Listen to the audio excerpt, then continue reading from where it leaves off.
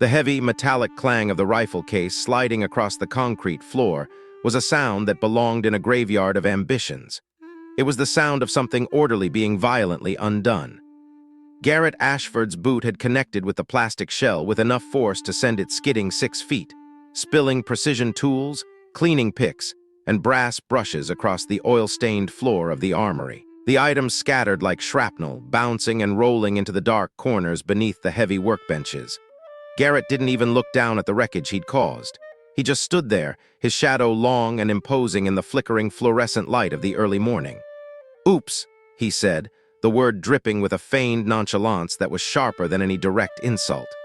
"Guess you should keep better track of your toys, sweetheart." Behind him, the others erupted into that ugly, pack-animal laughter.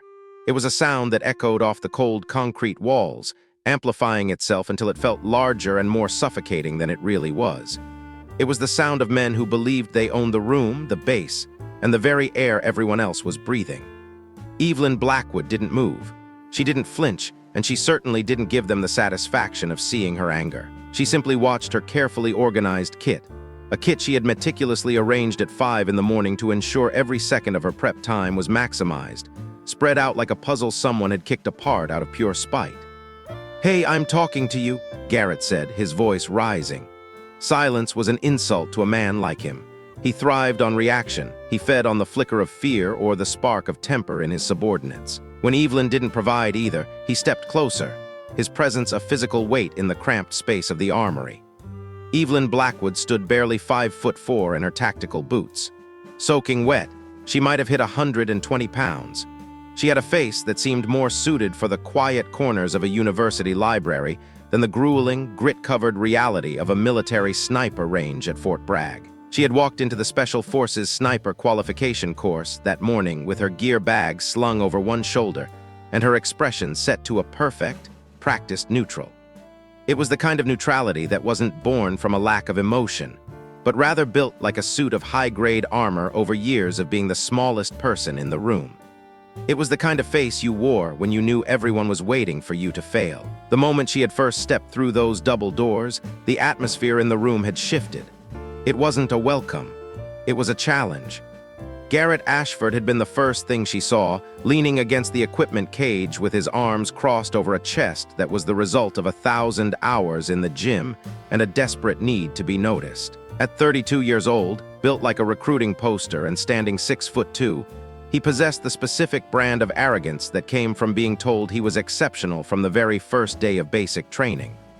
His squad, a group of 4 other men who called themselves the Death Squad, because they lacked the imagination for anything less cliché, formed a loose semicircle behind him. They were all combat-hardened, all wearing the ribbons of multiple deployments, and all radiating the swagger of men who had survived the unthinkable. They were the elite, the tip of the spear, and they wanted to make sure Evelyn knew she was just the dirt the spear was meant to pierce. "You lost, ma'am?" Garrett had asked her that first morning. His tone was fake polite, a sugar-coated venom that was far more insulting than a direct curse. "Administrative offices are in the next building over. This is for the shooters." Evelyn had set her bag down with deliberate care, refusing to be rushed by his posturing. "I'm right where I need to be," she had replied, her voice steady and low. "You're in the Sniper Qualification Course," Marcus Webb had chimed in. He was Garrett's second in command, a wiry man from Atlanta with a jagged scar that tracked from his left eyebrow deep into his hairline, a permanent reminder of a close call in a place he probably didn't like to talk about. He said it like he was confirming the punchline to a joke the rest of the world hadn't heard yet. "That's right," Evelyn said. The laughter that followed wasn't mean yet. It was disbelieving. It was the sound people made when they were told the sky had turned purple and were waiting for the hidden cameras to be revealed. Garrett had pushed off the cage then, walking toward her with a loose-hipped predator's swagger. He stopped just 3 feet away, using his height to loom over her. The physical disparity was undeniable. "Darling," Garrett said, his voice dropping into a patronizing drawl, "do you have any idea what this course is? This isn't a marksmanship badge you get for hitting paper targets at 100 yards. This is the real deal. This is downrange, high-stakes work, putting rounds through targets at 1,000 meters while you're hungry, tired, and covered in your own sweat. It's a man's world." "I'm aware," she said. "Are you, though?" Garrett looked her up and down. No offense, but you look like a strong wind would carry you off into the trees. How much does your pack weigh? 80 pounds, she answered. It was more than half her body weight. You planning to hump that through 20 miles of North Carolina swamp and rough terrain? Marcus asked, laughing. If that's what's required, she says, listen to this. She's adorable. I'm not here to be adorable, Evelyn said. There was a sudden flatness in her voice, a cold, hard edge that made Marcus's smile flicker for a fraction of a second. I'm here to qualify. Sure you are, Garrett said, reaching out. He moved as if to pat her on the head, a gesture reserved for children or golden retrievers. Evelyn stepped back just far enough, just quickly enough, that his hand swiped through empty air. The rejection was subtle, but in front of his men it was a slap to the face. Garrett's smile went cold, his eyes hardening into flint. You know what? This is going to be fun. Hey, Torres, he called over his shoulder. A stocky man with forearms the size of steel cables looked up from his equipment. Diego Torres was the quietest of the group, a man who spoke in grunts and let his rifle do the talking. What? We got ourselves some entertainment for the next 8 weeks, Garrett shouted. Torres looked at Evelyn, then back at his scope mounts. That right? Fresh meat, green as spring grass. I give her 3 days before she's calling for a ride home. 2 days, Marcus countered. You're both wrong, said Chen, the youngest member of the group. At 26, he still had a baby face despite 3 deployments to the sandbox. She won't make it past the first live fire exercise. The sound alone will send her running for a pair of earplugs and a desk job. They talked about her as if she were a piece of furniture or perhaps a ghost. It was a calculated tactic, one Evelyn had encountered many times before. If they could make her feel invisible, they could make her feel irrelevant. If they could strip away her status as a soldier before she even fired a shot, they had already won. She said nothing. She simply stood her ground, an island of calm in a sea of toxic bravado. Cat got your tongue? Garrett asked, leaning down so his face was inches from hers. Or are you finally starting to realize you made a massive mistake? No mistake, Evelyn said. No mistake, Garrett mocked, pitching his voice high and shrill. Okay, Jane. Let's see if you still think that after day 1. That exchange had happened 18 hours ago. Since then, the reality of the course had set in with brutal efficiency. Colonel Harrove, a man who looked like he had been carved out of a block of weathered oak, had delivered an initial briefing that felt more like a funeral oration for their civilian lives. His eyes were the color of lead and seemed to hold the weight of every man he'd ever lost. Following that, there was the gear inspection, the medical clearance, and a grueling 10-mile ruck march through the humid, stifling heat of the afternoon. 2 of the 27 candidates had ended the day puking in the bushes, their bodies failing them before the real work had even begun. Evelyn had finished the march in the middle of the pack. She hadn't pushed for first place. That would have been a tactical error, painting an even larger target on her back too early. She had stayed solid, respectable, and consistent. It was a performance that proved she belonged, but it was exactly that competence that had clearly infuriated Garrett. He wanted her to struggle. He needed her to be weak to justify his own worldview. Now, at 0600 hours, the sun was just beginning to bleed over the horizon, staining the sky in bruised shades of pink and gold. It was a beautiful sight that no one in the armory had the luxury of enjoying. They were prepping for the first range qualification, the basics, zeroing rifles, checking optics, and ensuring everyone understood the fundamentals of the M110 semi-automatic sniper system. Evelyn had been in the zone, her mind a checklist of parts and procedures, until Garrett's boot had ended her piece. Now she was on her knees on the cold, dirty floor, picking up the springs and pins that were essential to her weapon's function. You need help there, Tiny? Garrett asked, standing over her like a monument to his own ego. You need a big, strong man to help you carry your things. I'm good, Evelyn said, her eyes focused on the floor. She spotted her bolt carrier group under a heavy workbench and reached for it, her fingers brushing through the grime and dust. You sure? Because you look like you're struggling just to stay upright. She didn't answer. She found her boar snake where it had slid halfway across the room and coiled it back into her kit. Her movements were methodical, calm, and entirely deliberate. To her, this wasn't a humiliation. It was just another variable in a complex environment. A jammed weapon, a missed extraction, a bully in the armory, they were all just problems to be solved. I'm talking to you, Garrett growled, his patience snapping. I heard you. Then answer me properly, or is respect not something they taught you in whatever weakened warrior unit you crawled out of? Evelyn stood up then. She held her recovered gear in her hands and looked him directly in the eyes. Up close, she noticed his eyes were a piercing, clear blue, the color of a winter sky. It was a shame, she thought, that such a striking feature was wasted on a man with such an ugly soul. "I don't know what you want me to say, Garrett," she said simply. "I want you to admit you don't belong here. I want you to save the taxpayers some money and go back to whatever desk job you clearly should be doing." "No." The simplicity of the word seemed to stun him. He was prepared for a fight, for an excuse, or for a tearful retreat. He wasn't prepared for a flat, emotionless rejection of his entire premise. "No," he repeated, his voice rising in disbelief. "No, I'm not quitting. I'm not apologizing, and I'm not going anywhere. So if we're done with the theatrics, I need to finish my prep work before range time." Marcus, who had been watching from the side, let out a low whistle. "She's got spine, I'll give her that." "Spine doesn't mean much when you can't hit a target past 300 meters, Garrett snapped, though he did step back, finally giving her the space she needed. He wasn't done, though. He couldn't let it end on her terms.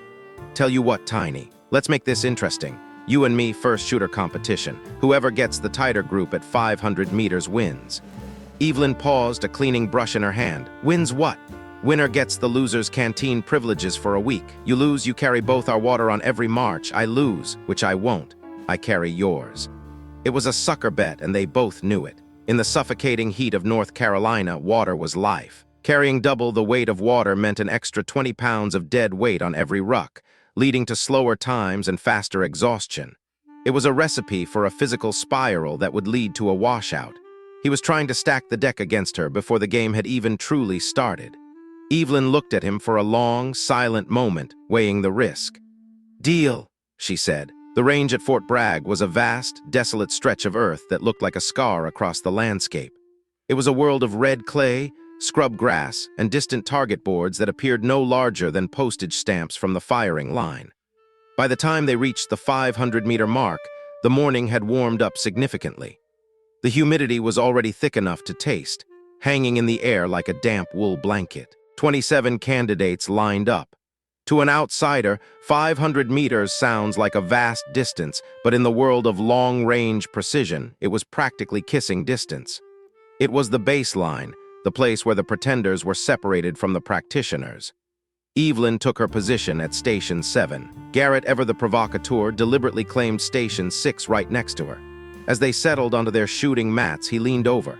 "Try not to flinch when the big boy starts shooting," he said, loud enough for the instructors to hear.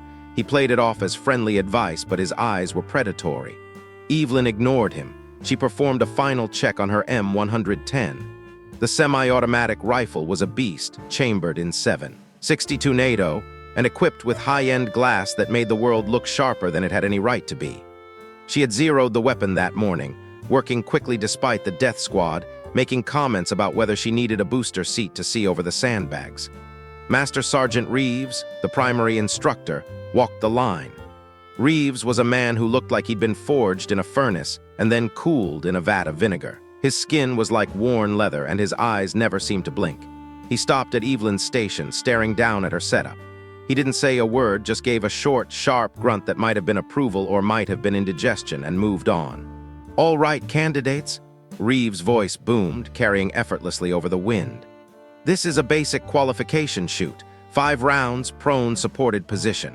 You're shooting at a 20-inch circle at 500 meters. Minimum qualifying score is 3 out of 5 inside the circle. Anyone who can't make that standard might want to reconsider their career choices. Questions?" Silence met his call. "Outstanding. Station 1, you're up." The first shot of the day was a sharp, cracking report that rolled across the open range.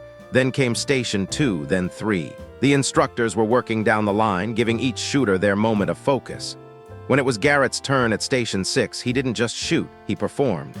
He took his time, settling into his prone position with a theatrical level of precision. He adjusted his cheek weld, checked his natural point of aim, and regulated his breathing with the calm of a monk. His first shot broke clean. Evelyn watched through her own optic, a trick she'd mastered years ago. She wasn't looking at her target, she was watching his. The spotting scope operator called it out. "Center mass, good hit." Garrett cycled the bolt with a smooth, oily motion. He fired again. "Center mass, good hit." 3 more times the rifle barked, and 3 more times the lead found the heart of the circle. When he was finished, he had a group that could be covered by a playing card. "Show off," Marcus called out from a few stations down, but he was grinning. Garrett stood up, brushing the red dust from his uniform, and looked down at Evelyn. "Your turn, Tiny. Try not to embarrass yourself too badly. Maybe the recoil won't knock you over if you hold on tight." Evelyn didn't look at him. She moved into position, the ground feeling hard and unforgiving under her elbows. The sandbag was rough against her support hand, but she welcomed the friction. She had done this 10,000 times. In the rain, in the snow, in the middle of the night, when the only thing she could see was the infrared glow of a target. Her body knew the rhythm. Muscle memory took the wheel, allowing her conscious mind to drift into a state of pure observation. Through the scope, the target was a clear, crisp circle. The wind was a light cross breeze, maybe 3 miles per hour from the left, hardly enough to matter at this distance, but she accounted for it anyway. She felt the temperature, the barometric pressure, the very density of the air. She made a tiny adjustment to her elevation, settled her cheek against the stock, and waited. She waited for that hollow moment between heartbeats, the stillness between breaths where the world stops moving. Asterisk squeeze. Asterisk the rifle barked, the recoil pushing straight back into her shoulder. It was a clean, honest kick. "Center mass, good hit," the operator called. She cycled the bolt. The brass casing spun through the air, catching the sunlight like a gold coin before landing in the dirt with a soft asterisk tink asterisk. She chambered the next round and settled back in. Asterisk squeeze, asterisk center mass, good hit. Garrett was standing right behind her now. She could feel his presence, the sudden shift in his posture. The mocking comments had stopped. Third shot, center mass. Fourth shot, center mass. She took her time with the final round. She wasn't rushing to prove him wrong. She was simply doing the work. She read the wind one last time, confirmed her hold, and found the silence. Asterisk squeeze. Asterisk center mass. Good hit. Evelyn cleared her weapon, locked the bolt back to show an empty chamber, and stood up. When the spotting scope operator measured the group, the silence on the range was heavy. "Well," Master Sergeant Reeves said, walking over to look at the glass himself. He peered through the spotting scope, then looked at the target, then at Evelyn, and finally at Garrett. "Looks like Station 7 takes it. That's a 3-inch group. Nice shooting, Blackwood." "Thank you, Master Sergeant," Evelyn said, her voice devoid of triumph. Garrett's jaw was so tight it looked like it might crack. "Beginner's luck," he spat. "Maybe," Evelyn said mildly, "but you still owe me a week of canteen privileges." "Best 2 out of 3, Garrett snapped, his face reddening. "That wasn't the bet, Ashford," Marcus called out, and this time the laughter in his voice wasn't directed at Evelyn. "Take the L, man. She outshot you. It happens." "It doesn't happen," Garrett yelled, turning on his friend. "Not to me, not from some." He caught himself before the word left his lips, but everyone knew what he was going to say. He'd been about to say girl. He'd been about to admit that his entire ego was threatened by a woman who could shoot better than he could. Master Sergeant Reeves stepped in before the tension could boil over. "Ashford, Blackwood, both of you showed good fundamentals. Everyone else, you're up. Let's keep this moving. We've got a long day ahead and the sun isn't getting any lower." The qualification continued, but the atmosphere had shifted. The other candidates were looking at Evelyn differently. It wasn't friendship, not yet, but the blatant dismissal had evaporated. She had proven she could pull a trigger. Now she just had to prove she could survive the rest of the meat grinder. At lunch, they were issued MREs and told to find shade. Evelyn found a patch of dirt near an equipment shed, far enough away from the others to be left alone, but close enough to stay in the loop. She was picking through a packet of chicken noodles, a salty beige mess that passed for food, when a shadow fell across her. Diego Torres was standing there, his own MRE in hand. He looked uncomfortable, like a man who had been sent on a mission he didn't believe in. "Hey," he said. "Hey, that was good shooting this morning, really. Thanks." Torres shifted his weight, looking at his boots. "Look, Garrett, he's not a bad guy usually. He's just protective of his territory. We've all been through hell together. We've seen things that, well, they change you. We're tight. And when someone new shows up, someone who doesn't look like they've walked the same path, someone who looks like your little sister," Evelyn suggested. Torres let out a dry, dusty chuckle and sat down on the ground without being invited. "Yeah, my sister's a teacher. 3rd grade, she's tiny, maybe 100 pounds. I see you and I see her. And my brain tells me there's no way someone like that survives what we've survived. It's an instinct." "So you assume I haven't survived anything?" Torres looked at her, his expression darkening. "Have you?" Evelyn chewed a piece of the rubbery chicken slowly, her mind flashing back to a dusty ridge in the Kunar province, to the smell of burnt ozone and the sound of screaming that never seemed to stop. "Does it matter?" "Yeah," Torres said, and he sounded sincere. "It matters. Because if you've been downrange, if you've seen actual combat, then you're one of us. But if you're just here to prove a point, or if this is some career move to get a fancy tab on your shoulder, then you're just taking up space that could go to someone who actually deserves it." Evelyn set her plastic spoon down. "I can't tell you where I've been or what I've done, Torres. Some of it's classified and the rest is none of your business. But I'm here because I earned the right to be here. Same as you, same as Garrett. And I'm going to finish this course. Garrett's going to make that hard. I noticed. I mean asterisk really asterisk hard. You embarrassed him today in front of the instructors and the squad. He doesn't let things like that slide. He plays for keeps." "So do I," Evelyn said. Torres studied her for a long minute, as if trying to see past the armor she'd spent years building. "You're not what you look like, are you?" "Is anyone?" He laughed, a short, sharp sound. "Fair point. All right, Blackwood, just watch your back. Garrett has friends in high places, and he knows how to use them." The afternoon brought the land navigation phase of the course. It was a test of intellect as much as endurance, using a compass and a map to navigate through the dense, swampy training areas of the base. They were paired up randomly, and because the universe seemed to have a perverse sense of humor, Evelyn found herself standing next to Marcus Webb. "Well, ain't this just a peach?" Marcus muttered as they were handed their coordinates. "The princess and the pauper. Which one are you?" Evelyn asked as she threw her pack over her shoulders. Marcus blinked, then a slow, reluctant grin spread across his face. "All right, you got some bite. I can respect that. But listen, don't slow me down. I want to be back at the rally point before the mosquitoes start carrying people off, and you've got little legs, try to keep up." The terrain was a nightmare of thick underbrush, hidden bogs, and steep, rolling hills. Marcus set a brutal pace from the start, his long strides designed to test her lung capacity and her resolve. He was clearly trying to break her, hoping she'd ask for a break so he could report back to the group that she was the weak link. But Evelyn didn't ask for a break. She stayed 3 feet behind him, her breathing rhythmic and controlled, her eyes scanning the environment with the practiced ease of a scout. When Marcus tried to cut through a particularly nasty thicket of thorns and vine-choked mud, she followed him in without a word of complaint. Her skin was scratched and bleeding, and her uniform was caked in filth, but she didn't slow down. After 3 kilometers of silence, Marcus stopped at the edge of a ridge to check the map. He looked back, expecting to see her struggling, but she was right there, checking her own compass. "You've done this before," he said. It wasn't a question.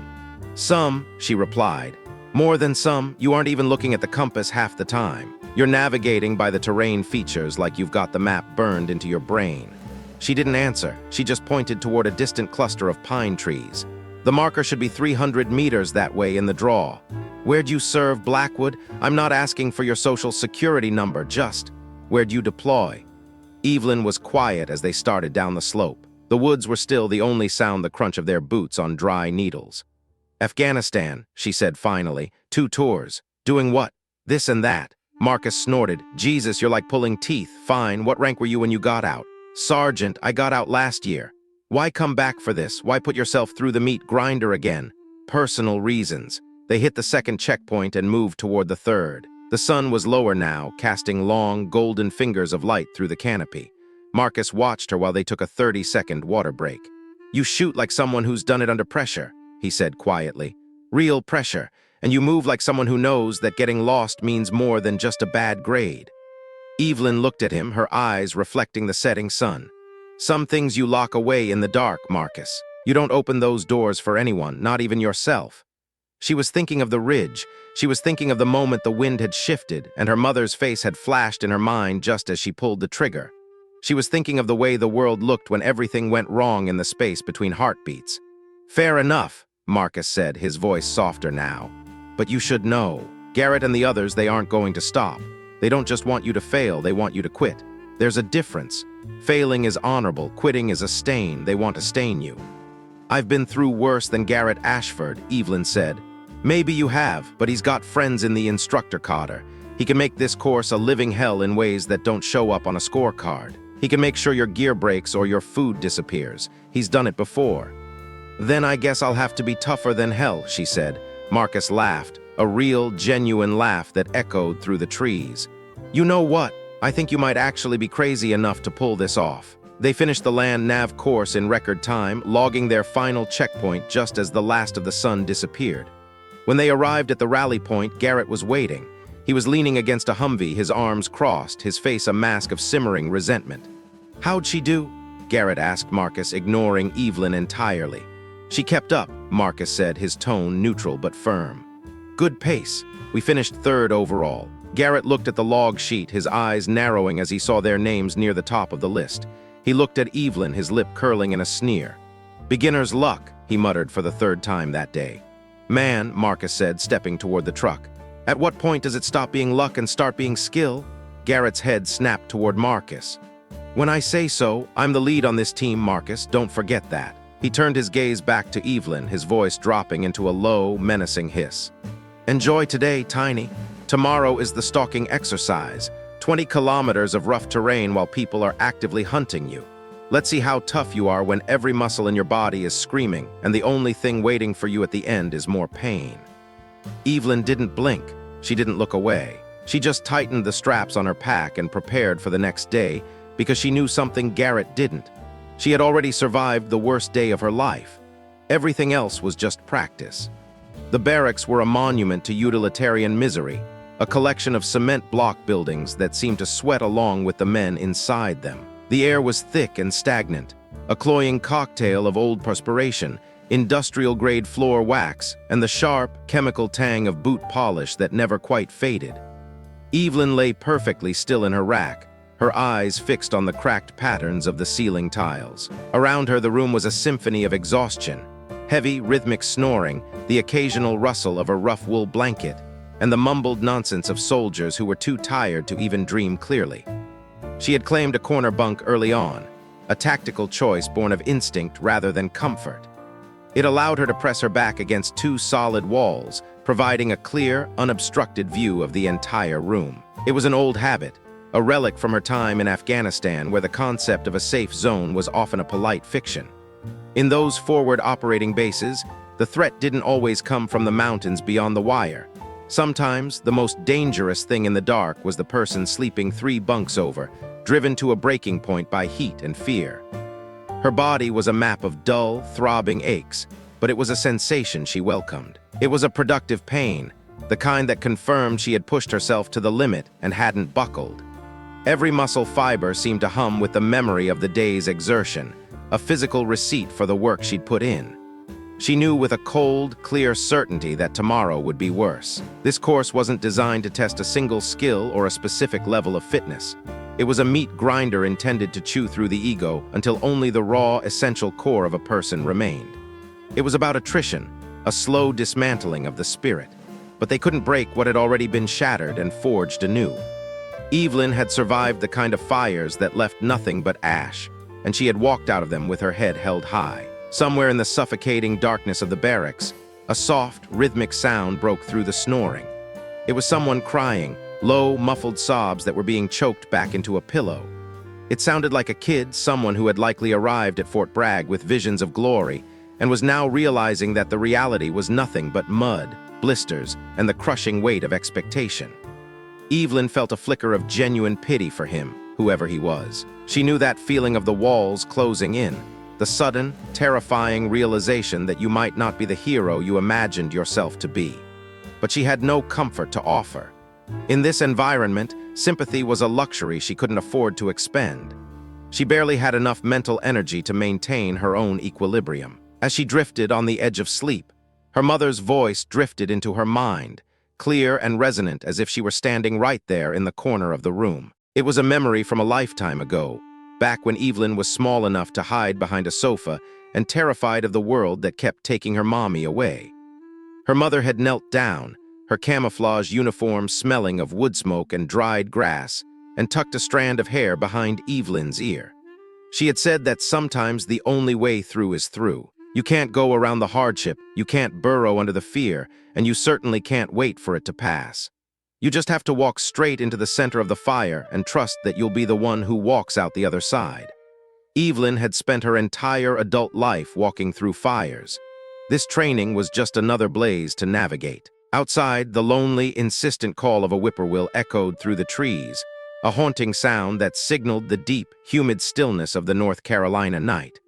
The darkness felt heavy and full of unspoken promises that the coming day would hurt. Evelyn closed her eyes, silently welcoming the challenge. The alarm didn't so much wake her as it did assault her. At 04:30, the mechanical shriek cut through the silence like a serrated blade through soft tissue. Evelyn was upright and moving before the second beep had even finished, her body responding with the ingrained muscle memory of someone who had spent years operating in the pre-dawn shadows. The room exploded into a chaotic blur of movement as men groaned, cursed the gods of infantry, and fumbled blindly for their boots in the gloom. Evelyn moved with a quiet, practiced efficiency. She was fully dressed in 4 minutes flat, her gear packed and checked, her mind already shifting into a tactical gear while the others were still rubbing the sleep from their eyes. When she stepped outside, the air was cool but cloyingly damp, that heavy pre-dawn moisture that seemed to add 5 pounds to everything it touched. The instructors were already positioned in the assembly area, looking infuriatingly alert and polished. They stood with clipboards held like shields, their expressions a uniform mask of professional indifference that promised a very long, very painful day. Master Sergeant Reeves, a man whose voice sounded like it had been tempered in a rock crusher, called them to attention. His words carried easily across the damp air, sharp and unavoidable. He laid out the day's objective with brutal simplicity. They were to move in pairs across 20 kilometers of broken, varied terrain. Along the route, they had to establish 3 separate concealed observation posts. From these hides, they were required to observe and report on specific targets with absolute precision. The catch was the tracking team, a group of seasoned instructors whose sole purpose was to hunt them down. If they were spotted, they failed. If they missed a position, they failed. If their reports were even slightly inaccurate, they failed. It was a test of stealth, endurance, and mental clarity under extreme physical stress.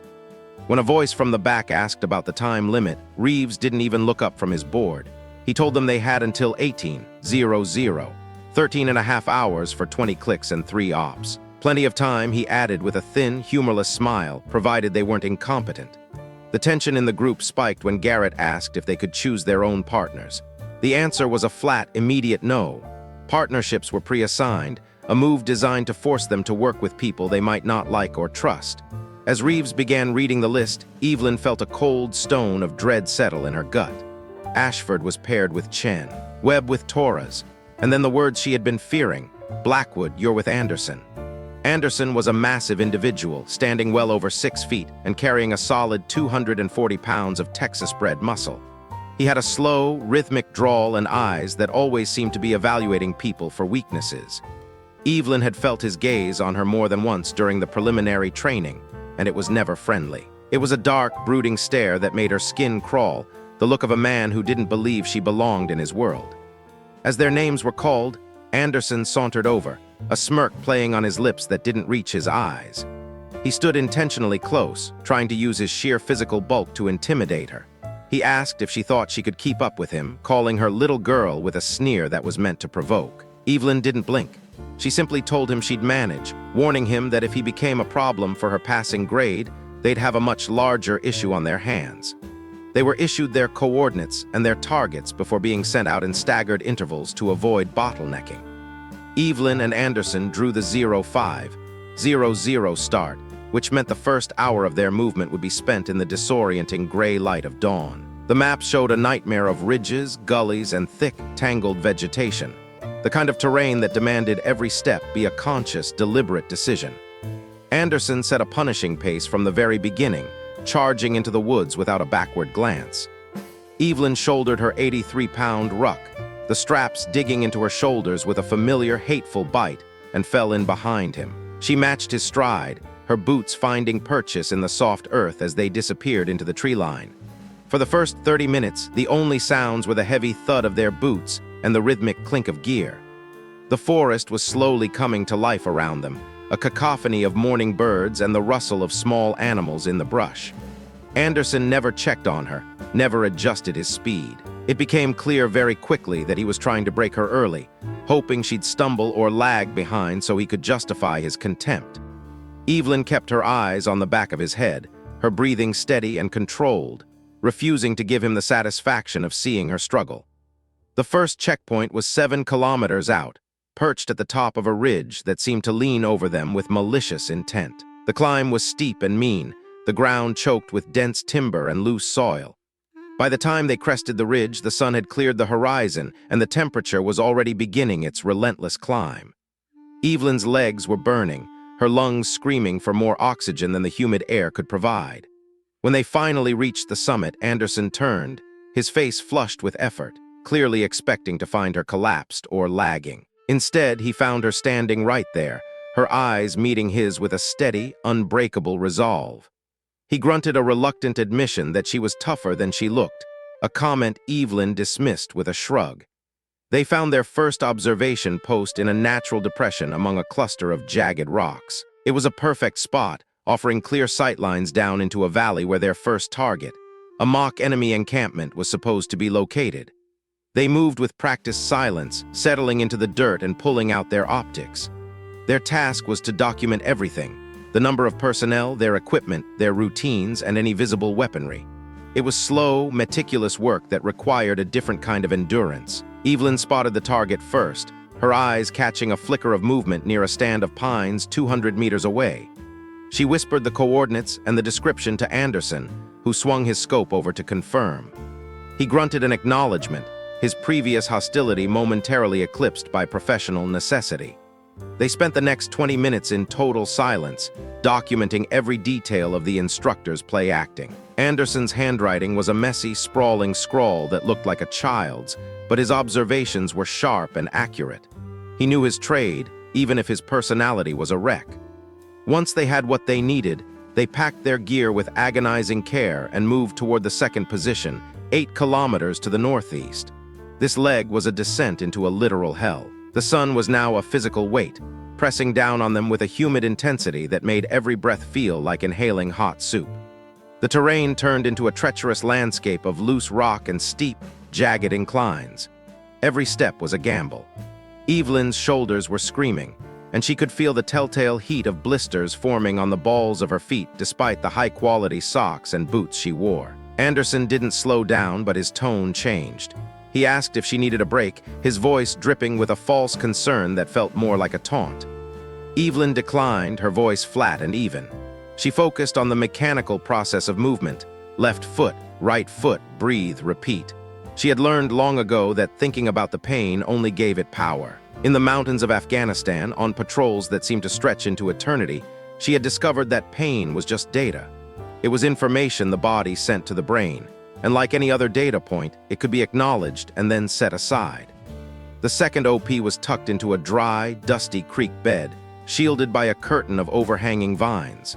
Their target was an old equipment shed serving as a mock supply depot. As they settled in to watch, the silence between them shifted from professional to predatory. Anderson, still focused through his scope, began to talk. He told her he thought she was there for all the wrong reasons, that she was trying to make a political statement by proving women could do what men did. He spoke with a quiet, simmering resentment, calling her a liability and claiming that the army was conducting a social experiment that would eventually cost lives. Evelyn didn't look at him. She kept her eyes on the shed, her voice calm as she corrected his use of pronouns, pointing out that if she were the one next to him in a firefight, the liability would be her. This only served to tighten Anderson's jaw, his face flushing a deeper shade of red. He called her clever, but Evelyn countered by telling him he was simply scared. She told him that he had built his entire identity around being part of an exclusive club, and now that the club was opening its doors, he was terrified that his own accomplishments weren't as special as he thought. For a heartbeat, she thought he might actually strike her. His hand curled into a white-knuckled fist, and a dangerous primal light flared in his eyes. But the professional soldier in him won out over the ego. He forced himself to relax, hissing at her to just take the notes. They finished the observation in a silence that felt like a coiled spring. The final 8-kilometer trek to the third position was a blur of agony. The ruck felt like it was filled with lead, and the black spots of dehydration were starting to dance at the edges of Evelyn's vision. Her legs felt like they were made of heavy, unresponsive rubber. They were only 3 kilometers from the final objective when Anderson suddenly dropped to the ground, hissing at her to shut up. Evelyn froze instantly, her ears straining. Through the thick brush to their left, she heard it, the low, rhythmic murmur of male voices, the tracking team. In that moment, the hostility between them vanished, replaced by the cold math of survival. If they were caught, both of them would be gone. Anderson looked at her, and for the first time, she didn't see contempt. She saw a partner looking for a solution. They went aground, crawling through the muck and thorns, their packs making them feel as large and clumsy as tortoises. The instructors were close. She could see the swaying of their ghillie suits through the trees. Anderson, trying to navigate around a fallen log, accidentally shifted his weight onto a patch of dry gravel. The resulting crunch was soft, but in the silence of the woods, it sounded like a thunderclap. The instructors stopped immediately. One of them pointed toward their position, and they began to move in. Anderson went pale, his body locking up in a moment of sheer panic. He knew they were seconds away from failure. Evelyn, however, didn't panic. She reached out, her fingers closing around a heavy rock. With a sharp, sudden motion, she hurled it 40 yards in the opposite direction. It crashed through the branches and landed with a loud, distinct thump. The instructors, trained to react to sudden noise, immediately pivoted toward the new sound and moved off to investigate. Evelyn and Anderson didn't waste a second. They crawled in the opposite direction, putting as much distance as possible between themselves and the threat before they dared to stand and move again. When they finally reached a safe distance, Anderson sat back against a tree, his chest heaving. He looked at her with genuine shock, asking where she had learned a trick like that. Evelyn simply told him she'd learned it by needing to survive. The air between them changed then. Anderson offered a quiet apology, admitting he had been out of line and that she was more than pulling her weight. He reached out a hand, offering a truce. Evelyn studied him for a long moment, looking for any sign of a trap, but he seemed sincere, or at least as sincere as a man like him could be. She took his hand and shook it. They reached the final OP with 2 hours to spare. They worked with a newfound, silent efficiency, their combined notes creating a comprehensive picture of the target that neither could have achieved alone. When they finally reached the rally point, the area was a scene of controlled chaos. Exhausted candidates were slumped everywhere, some looking triumphant, others wearing the hollow expression of those who had been caught and failed out. Evelyn turned in her paperwork and received her completion stamp, the physical proof that she had passed the day's gauntlet. As the adrenaline began to ebb away, the full extent of the day's damage made itself known. Her shoulders were raw and bleeding under the straps of her ruck, and her feet felt as if they were being flayed. She found a patch of dry ground to sit on, closing her eyes for just a moment. Blackwood. The voice was low and authoritative. Evelyn opened her eyes to see Colonel Harrov standing over her. His face was a weathered map of decades in the service, his eyes unreadable. He told her to walk with him, and it wasn't an invitation. Evelyn forced her protesting muscles to move, following him away from the crowd toward the privacy of the tree line. Her heart was hammering against her ribs. She couldn't tell if this was a commendation or a dismissal. Harrov stopped near a thick oak and turned to face her. He studied her for a long time, the silence stretching until it became uncomfortable. Then he spoke 2 words that made the world tilt on its axis: Ghost's daughter. Evelyn felt the blood drain from her face. She tried to deny it, but Harrov cut her off. He told her he had served with her mother on 3 different deployments. He said he would recognize her mother's shooting rhythm anywhere, and he had seen it in Evelyn on the range the previous day. The way she breathed, the way she settled into her position, it was a carbon copy of the woman known as Ghost. He warned her to keep her identity a secret. Her mother had made enemies, powerful men who would delight in tearing down her daughter just to settle old scores. He explained that her mother was the best he'd ever seen, but that her very excellence had made her a target of intense hatred. People couldn't handle being outperformed by her, and they had eventually broken her, not by attacking her skills, but by the constant, grinding pressure of having to be perfect every single second. Harrov reached into his pocket and pulled out a folded piece of paper. It was a withdrawal form already filled out. All she had to do was sign it, and she could leave with her dignity intact, citing medical reasons. He told her he was offering her a way out before the real wolves arrived. Evelyn looked at the paper, then looked Harrov in the eye. Without a word, she took the form and tore it into pieces. She told him she wasn't going anywhere. She had earned her spot, and she would finish what she started. Harrov gave her a small, sad smile, remarking that she sounded exactly like her mother. But his warning remained. Not everyone wanted her to succeed, and some would go to extreme lengths to ensure she failed. As she walked back toward the barracks, she was intercepted by Marcus, who looked genuinely concerned. He told her that Garrett was already moving against her, whispering to the other candidates that she was receiving special treatment because of diversity quotas. He was building a coalition of resentment, trying to turn the entire course into a hostile environment for her. Evelyn thanked him for the warning, but when she looked into his eyes, she saw that Marcus wouldn't be standing by her side when the storm hit. He was a survivor, and he wouldn't risk his own future for her. That night in the barracks, the atmosphere had shifted from simple exhaustion to a thick, palpable tension. Men who had been friendly days before now avoided her gaze.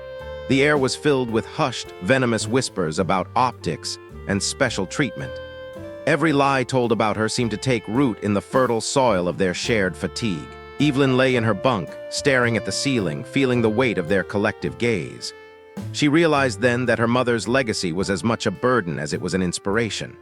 She wasn't just fighting the course anymore. She was fighting a ghost. Outside, a summer storm began to roll in, the thunder a low, ominous growl in the distance. The rain started at 03:00, a sudden violent downpour that hammered the metal roof of the barracks. Evelyn was awake the moment the first drop hit, her heart racing as she briefly confused the sound with gunfire. She was trying to steady her breathing when she felt a hand clamp over her mouth. Her reaction was instantaneous. She grabbed the wrist and twisted, ready to snap the bone, until a familiar voice hissed in her ear. It was Diego. He told her she needed to see something immediately. She followed him out into the lashing rain, the water soaking her through in seconds. He led her to the armory, using a key he shouldn't have possessed to slip inside. The air inside was cool and smelled of oil.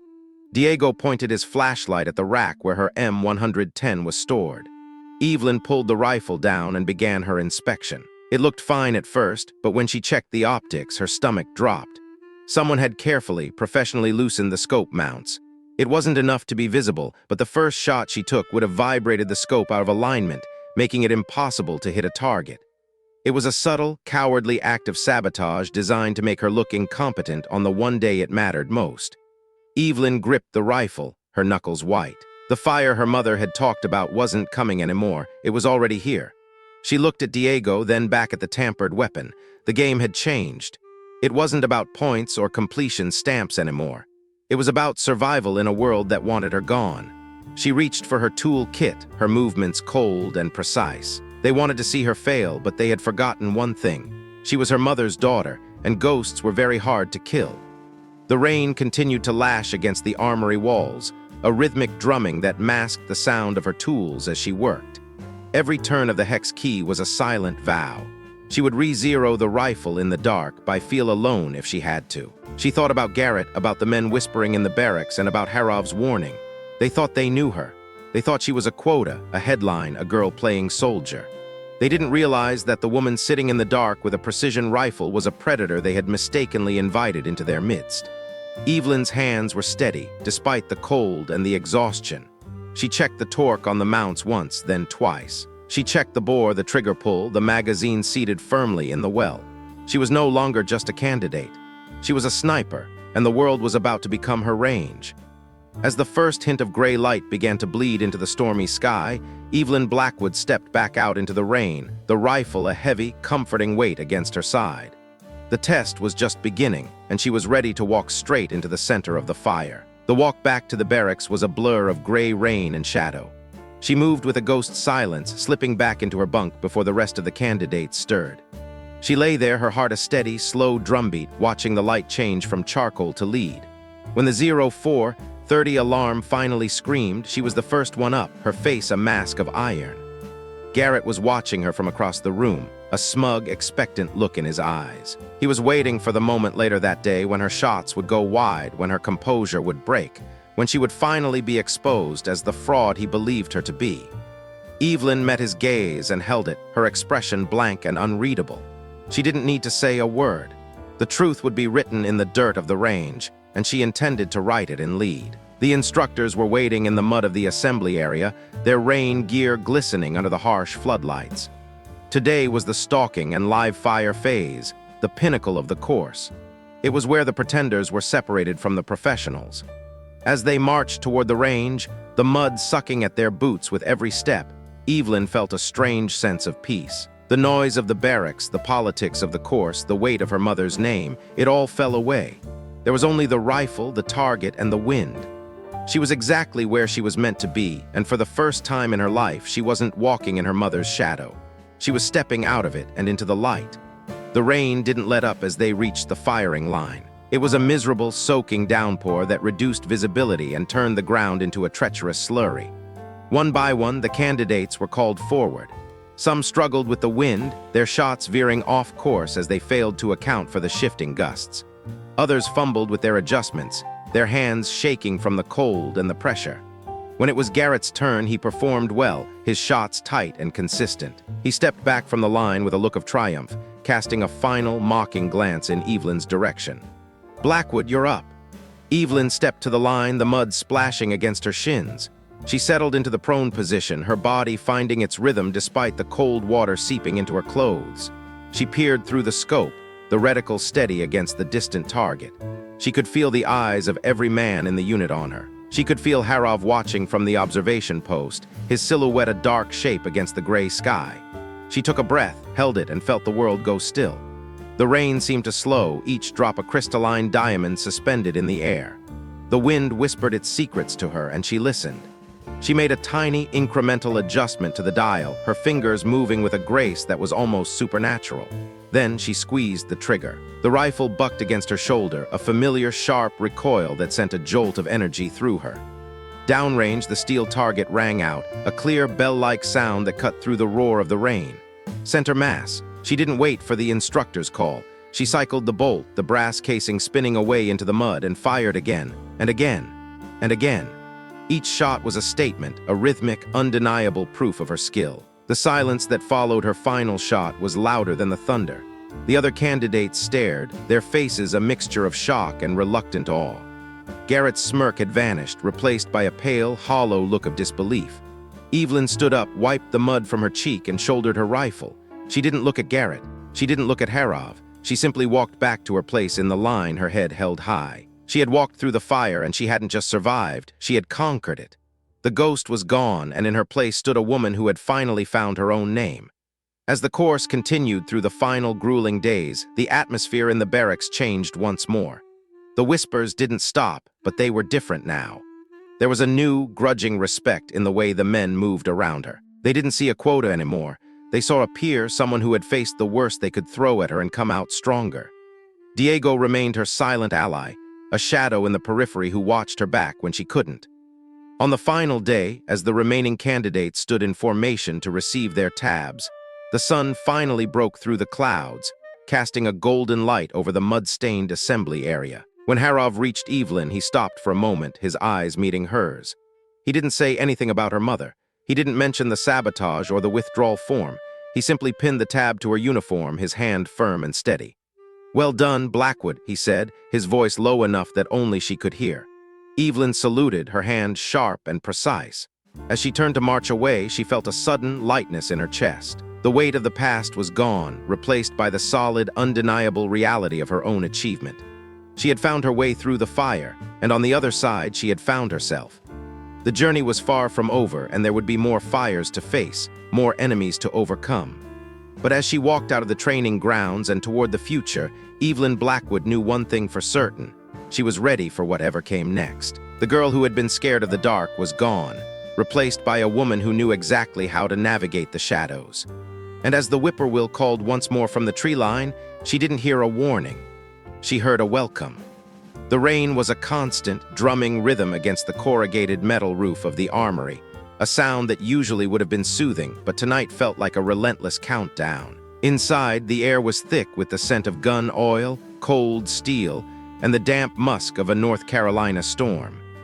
Evelyn stood over her rifle, her fingers tracing the rail where her optics were mounted. After only a few shots during the next exercise, the scope would have started shifting, the vibration of the discharge slowly rattling the loosened mounts until her zero was completely thrown off.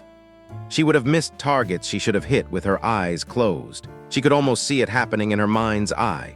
The confusion, the mounting panic as she adjusted her aim only to find the impact point moving further away, and the smug, satisfied look on Garrett's face as she failed.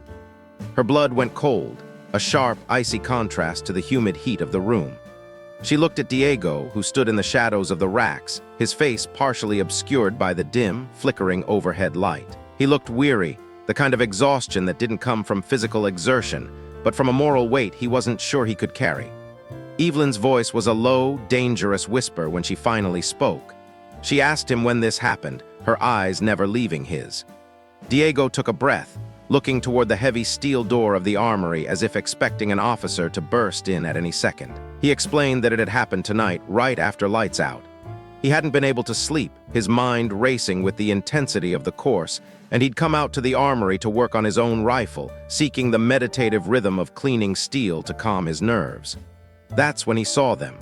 Garrett and Shen, slipping through the darkness like thieves. He hadn't thought much of it initially, assuming they were doing the same thing he was, but something about the way they moved, the hushed whispers, the way they kept looking over their shoulders, felt wrong. When they left, Diego had checked. He knew where Evelyn kept her gear. They hadn't just touched her primary weapon, they had hit her backup rifle too. Both weapons were compromised, both scopes loosened just enough to stay on for the first shot or two before failing spectacularly. Evelyn felt a surge of betrayal, though she shouldn't have been surprised. "Why are you telling me this?" she asked, her voice tight. She reminded him that he was Garrett's friend, a member of the tight-knit group that called themselves the Death Squad. She expected him to stand with his brothers, not help the woman they were trying to drown. Diego's jaw tightened, a muscle leaping in his cheek. He told her that he was part of a team he thought had standards. He had joined this program to be among the best, to serve with men of honor. He said this wasn't about making her earn her place anymore. It wasn't about the traditional hazing or the hard-nosed testing of a new recruit's medal. This was about making her fail no matter what she did, a rigged game designed to destroy her career before it even began. That wasn't soldiering to him. It was just being petty and small. He looked her in the eye and told her his father had raised him better than that. If Garrett found out he had warned her, then he would deal with the consequences. He could live with Garrett's anger, but he couldn't live with being complicit in that kind of garbage. Evelyn felt something shift in her chest. It was a strange, unfamiliar warmth pushing back against the cold wall of suspicion she had built around herself since the first day of training.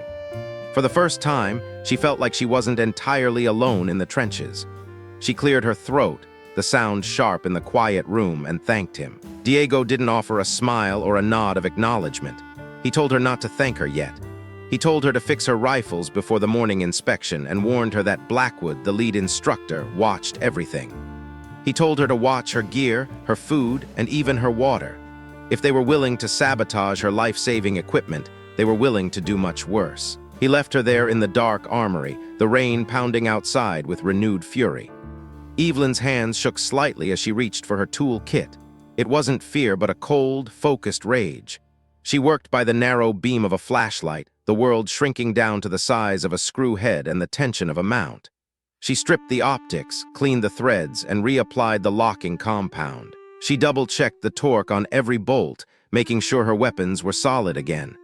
It took an hour of meticulous, back-breaking work in the shadows. By the time she snuck back to the barracks, moving like a phantom through the rain-slicked company area, the sky was already starting to bleed a pale, sickly gray in the east. She had maybe 90 minutes until reveille. She lay down in her rack, her uniform still damp and clinging to her skin, and didn't even pretend to try sleeping. She stared at the bottom of the bunk above her, counting her heartbeats, visualizing the range, the wind, and the targets. When the alarm finally shrieked at 0530, Evelyn was already dressed and standing. She watched Garrett across the barracks. He stretched and yawned with the theatrical ease of a man who had slept the sleep of the innocent, smiling to himself as if he had enjoyed the most pleasant dreams imaginable. He caught her looking and raised an eyebrow, his expression one of feigned concern. He asked if there was something on her mind. Evelyn met his gaze with a blank, unreadable expression. "Not a thing," she replied. Garrett's smile widened, though it didn't reach his eyes. He reminded her that today was the live-fire exercise and expressed a mocking hope that her rifle was in good shape. It would be a shame, he noted, if her zero was off and she embarrassed herself in front of the instructors and the rest of the class. Evelyn told him she was sure it would be fine. His smile faltered just a fraction, a tiny ripple in his mask of confidence. He had expected more of a reaction, worry perhaps, or a hint of the frantic checking she must have done if she had suspected anything. But she gave him nothing. "We'll see," he muttered, turning away to finish his morning routine. The range that morning was a bleak, wind-swept stretch of earth. The storm had passed, leaving behind a sky the color of lead and a wind that shifted unpredictably, swirling between the berms and the tree line. These were conditions that would challenge even the most seasoned snipers, let alone a group of candidates still trying to prove they belonged. Master Sergeant Reeves stood before them, his face a map of scars and weathered skin. He briefed them in a flat, monotone voice that suggested he had seen 1,000 candidates pass through this range and expected very little from any of them. The exercise was clear. 800 meters, 5 targets. 3 were stationary and 2 were moving at a steady walking speed. They would have 60 seconds per target. If they missed more than one, they were dropped from the day's qualification. There were no questions. The air was too heavy with tension for anyone to speak. Garrett was called up first. Evelyn watched him move to the firing line with a predatory grace. Whatever his character flaws, the man was an exceptional marksman. He settled into his position, his breathing visible in the chilly morning air. The first target went down with a clean center mass hit. The second was the same. For the third, he waited, his body perfectly still as he timed the gusting wind. When he took the shot, the steel target rang out a split second later. The fourth was a mover gliding from left to right. Garrett led it perfectly, the bullet finding its mark with mechanical precision. The fifth target, another mover, met the same fate. 5 for 5. He stood up, dusting the red clay from his uniform. Chen clapped him on the back, loudly proclaiming that Garrett was setting the standard for the rest of them. Garrett looked directly at Evelyn, his eyes hard. "Someone has to," he said. 3 more shooters took their turns. 2 managed to hit all 5, their faces tight with relief. The third hit 4 but missed a mover, and Evelyn watched the man's shoulders sag instantly. He knew that one miss in this environment was the beginning of the end. Blackwood, Reeves called out, "You're up." Evelyn moved to the line, the weight of the rifle familiar and grounding. She settled into the prone position, the cold ground pressing against her chest. Her rifle felt solid, the mounts tight and true. She sent a silent thank you to Diego. Without his intervention, she would be firing into the dirt right now, her career ending on a rigged deck. The first target was a stationary silhouette at 800 meters. She did the math in her head, accounting for the air density and the wind gusting at 8 miles per hour from her right. She elevated slightly, found her breathing rhythm, and squeezed the trigger. The rifle barked, the recoil pushing into her shoulder. "Hit," the spotter called out. But she repeated the process for the second target. Adjust, breathe, squeeze, another hit. The third target required more patience. The wind was swirling, dancing across the range in unpredictable patterns. She waited, her finger resting lightly on the trigger. 30 seconds passed, then 40. She could feel the tension building behind her, the collective held breath of the other candidates wondering if she was choking under the pressure. The wind settled for a heartbeat. She fired, hit. The fourth target was the first mover. This was where the art of the sniper truly began. At 800 meters, the bullet took over a second to reach the target. You had to predict where the target would be, leading it by exactly the right distance while accounting for wind interference. She tracked it through the glass, feeling the rhythm of its movement. She found the moment and fired. The target dropped. 1 left. The last mover was traveling from right to left, and her 60-second clock was ticking down. She had maybe 20 seconds. She found the target and began her calculations, but just as she was about to settle into the shot, something hit her from behind. It wasn't a violent blow, but a calculated bump, a boot catching her elbow just enough to jar her position and throw her aim wide. She recovered instantly, sliding back into her pocket, but her time was down to 10 seconds. "Sorry," Chen's voice drifted from behind her, sounding anything but apologetic. "Lost my balance." Evelyn blocked him out. She didn't have time for anger. She found the target again, calculated the lead with a cold, focused intensity, and fired with 3 seconds remaining. The steel target dropped. 5 for 5. She cleared her weapon, stood up, and turned to see Chen staring at her with genuine surprise. Garrett's expression was something darker, a simmering resentment that his plan had failed so completely. "Lucky shot," Garrett spat as she walked past him. "That last one was pure luck." "Maybe," Evelyn replied, her voice cool, "but it still counts." The rest of the morning continued in the same exhausting vein. Every exercise, every drill, someone from Garrett's crew was there to interfere. It was a coordinated campaign of minor sabotages. A piece of essential equipment would go missing only to turn up in the wrong locker. Her canteen tasted slightly off, a chemical tang that suggested someone had added something to the water, and she dumped it out rather than risk the consequences. A map for a land navigation drill had been marked incorrectly, intending to send her and her partner miles off course until she caught the discrepancy and corrected it. It was death by 1,000 cuts. Their strategy was clear: make everything just a little bit harder, a little bit more uncertain, until the accumulated stress and fatigue broke her. By lunch, Evelyn's nerves were frayed. She found herself second-guessing everything, triple-checking gear that should have been trustworthy, and watching her back constantly. It was mentally exhausting, which was exactly what they wanted. They were trying to wear her down until she made a mistake they could exploit. She sat alone at a splintered wooden table, eating an MRE she had watched them prepare from start to finish. She couldn't trust anything pre-packaged or left unattended anymore. Anderson sat down across from her, his presence uninvited but not entirely unwelcome. He told her they weren't going to stop. He acknowledged that this had moved far beyond normal hazing and had become a coordinated campaign of harassment. Evelyn looked at him, her eyes tired. She knew that. She asked him what he suggested, reporting it to the instructors. She laughed, a bitter, hollow sound. She asked him what she would even say, that the other candidates were being mean, that they were making her training difficult. She knew how that would play out.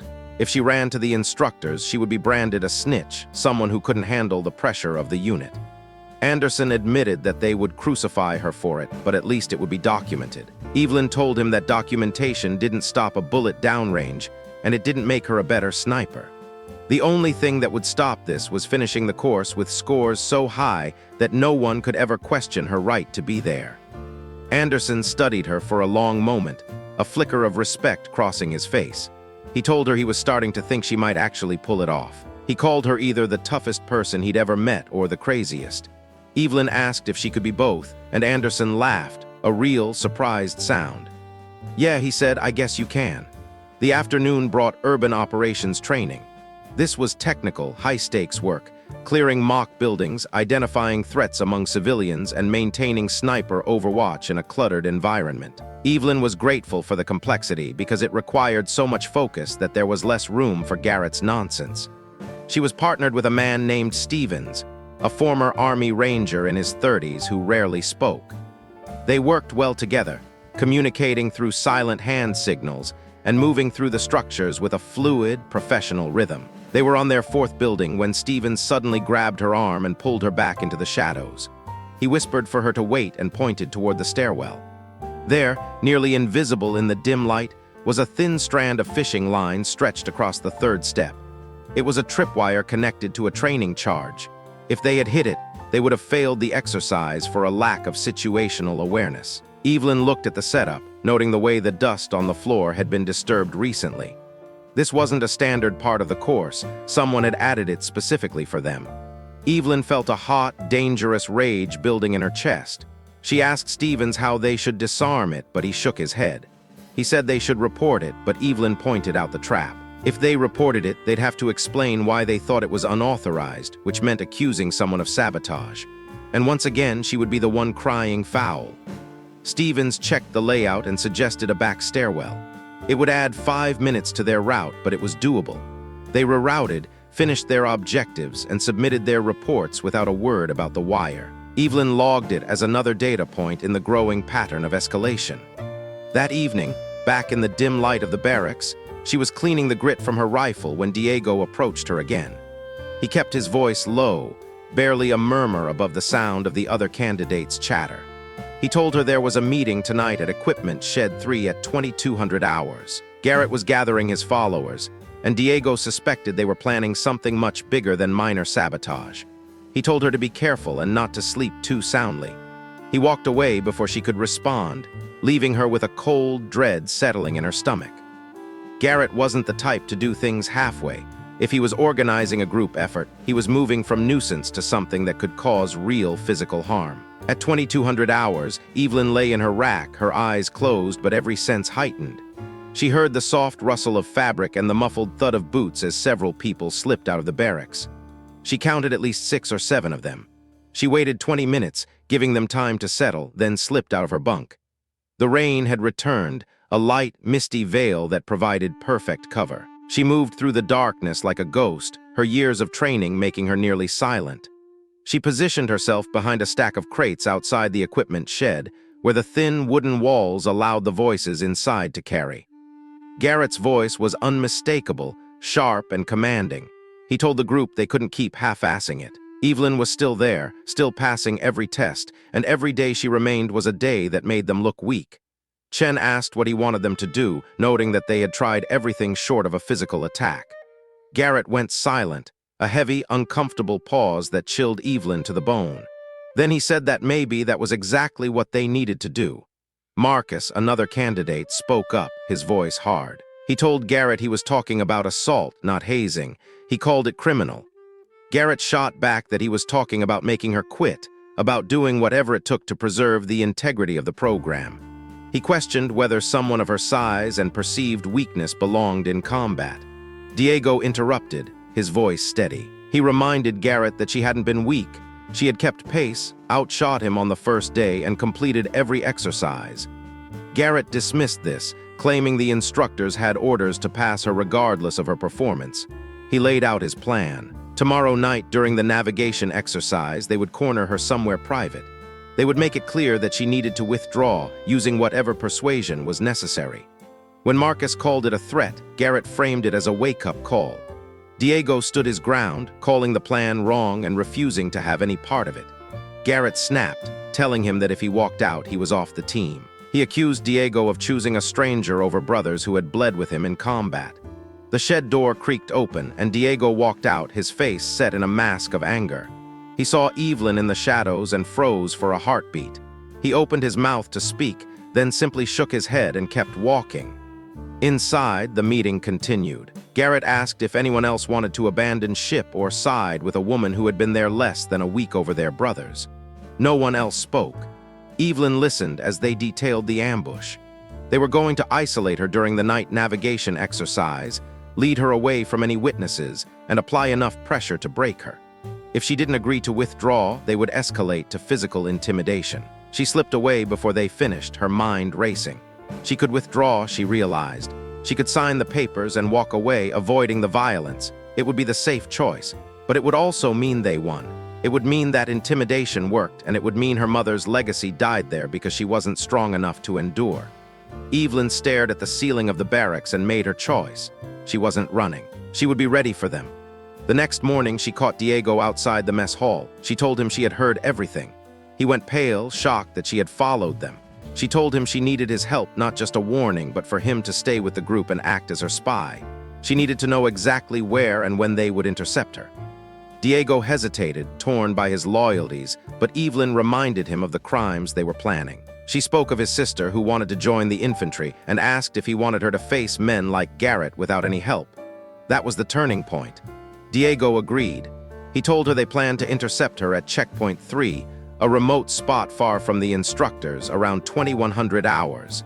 Evelyn knew she needed more than just a warning. She needed evidence. During a break in the afternoon marksmanship drill, she spotted a civilian contractor working on the electronic target systems.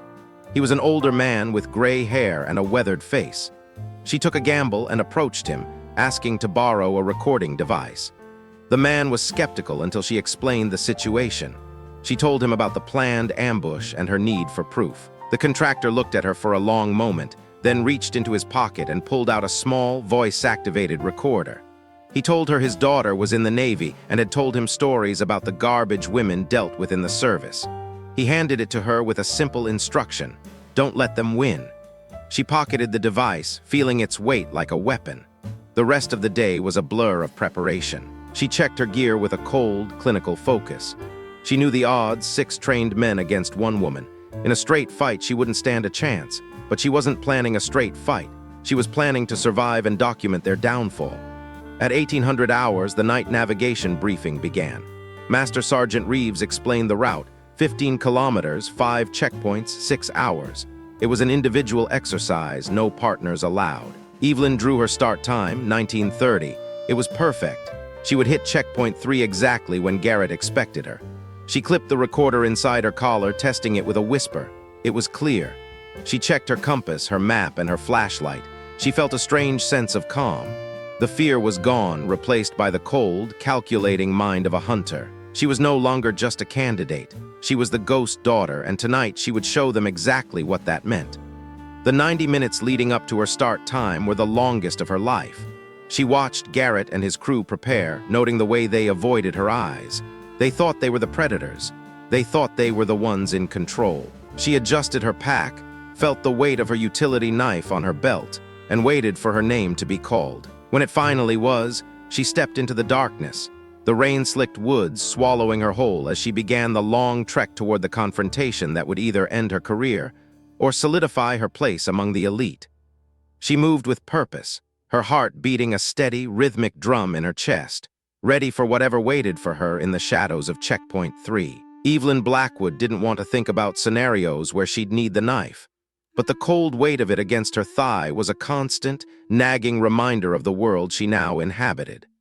Thinking about it made her hands shake, a tremor she fought to suppress by tightening her grip on her gear. The serrated edge, the matte black finish, the way the grip seemed to mold to her palm.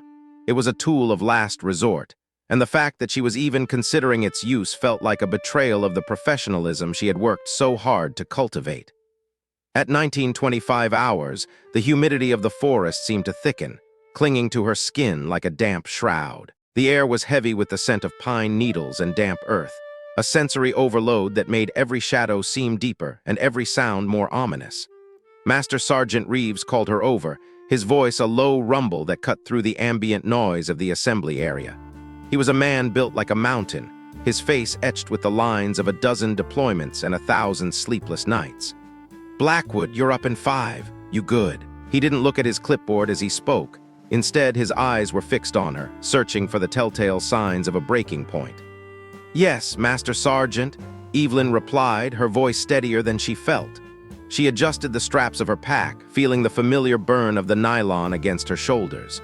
The weight was a comfort in a way, a tangible burden she knew how to carry. Reeves studied her for a moment longer, his gaze lingering on the way she stood, too straight perhaps, or with a tension that suggested a coiled spring. Something in his expression flickered, a momentary softening of the hard edges around his eyes that suggested he knew more than he was saying. It was a look of guarded concern, the kind a mentor gives a student they suspect is walking into an ambush they can't prevent. "You seem tense, Blackwood. Just focused?" "Just focused, sir," she lied, the words tasting like copper in her mouth. Reeves grunted, a sound that could have meant anything. He stepped closer, lowering his voice so the other candidates wouldn't overhear. "You run into any trouble out there, or any trouble at all, you hit your emergency beacon. We'll have people to you in under 10 minutes. Understood?" "Understood, Master Sergeant," Evelyn said, her heart skipping a beat. The mention of the beacon wasn't standard for a navigation exercise. Usually it was reserved for broken ankles or snake bites, not trouble in the abstract. "I'm serious, Blackwood," Reeves added, his tone sharpening. "This course is hard enough without adding unnecessary complications. If something doesn't feel right, you signal for help. That's not weakness. That's good tactical sense. Do you read me?"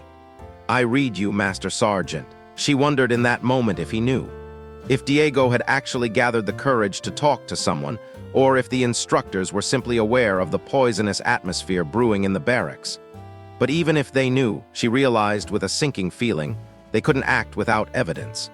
They couldn't intervene based on the whispers of a disgruntled unit or the suspicious behavior of men like Garrett Ashford. In the eyes of the army, until a crime was committed, it was just leadership or esprit de corps. She was still, for all intents and purposes, on her own. "I'll be fine," she added, more for herself than for him. "See that you are," Reeves said, glancing at his watch. "At 19:30 hours exactly. Move out." Evelyn crossed the start line, the transition from the lit assembly area to the abyss of the forest feeling like stepping through a portal. The darkness swallowed her instantly. She didn't turn on her headlamp yet, allowing her eyes to adjust to the moonlight filtering through the canopy. The first checkpoint was a tactical formality, a way to settle the nerves. It was located just 2 kilometers out on a well-marked trail that wound through the lower hills. She moved with a rhythmic, measured pace, her boots crunching softly on the dry leaves. Every snap of a twig or rustle of a nocturnal animal made her pulse spike, but she kept her breathing rhythmic. She reached the first marker in 20 minutes, logged the code word thunder into her electronic tracker, and took a brief moment to listen to the silence. It was too quiet. The second checkpoint required a departure from the safety of the trail. This was where the exercise truly began, demanding she navigate through a dense, unmapped stretch of forest using only a compass and dead reckoning. The terrain turned treacherous, the ground sloping sharply upward and the undergrowth thickening into a tangled mess of briars and low-branching oaks. She had to fight for every yard, the branches clawing at her uniform and the pack feeling heavier with every step. Her mind kept drifting back to Garrett. She could picture him in the dark, his face a mask of predatory certainty. He didn't think she belonged here. He thought her presence was a stain on the sanctity of the tab. It took her almost an hour of grueling work, checking her azimuth every few hundred meters, but she eventually stumbled upon the small, weathered post of the second checkpoint. She logged the word silence and felt a bitter irony in the choice. She pushed on toward checkpoint 3. This was the one. This was where Diego had said they would be waiting. The third checkpoint was located near an old, decommissioned training bunker, a slab of concrete half buried in the hillside like a forgotten tomb. It was surrounded by thick vegetation and a natural depression in the earth that would provide perfect concealment for an ambush. As Evelyn approached, she felt the shift in the air. The temperature seemed to drop, and the wind died down, leaving the forest unnervingly still. She slowed her pace, utilizing every bit of fieldcraft she had honed during her time in Afghanistan. She moved in the shadows of the larger trees, placing her feet carefully to avoid the driest brush. She stopped frequently, holding her breath, turning her head to catch the faintest sound. She heard them before she saw them. It started as a low murmur, the kind of hushed, staccato conversation men have when they think they are unobserved. 6 distinct speakers. The math was exactly as Diego had warned. Her heart was pounding so hard against her ribs she was certain the vibration would give her away, but she forced her muscles to relax. She had to act natural. She had to walk into the trap to spring it. Evelyn stepped out from the cover of the trees and into the small, gravel-strewn clearing surrounding the bunker. The concrete structure loomed behind her, its dark entrance looking like a yawning mouth. For a heartbeat, there was nothing but the sound of her own breathing.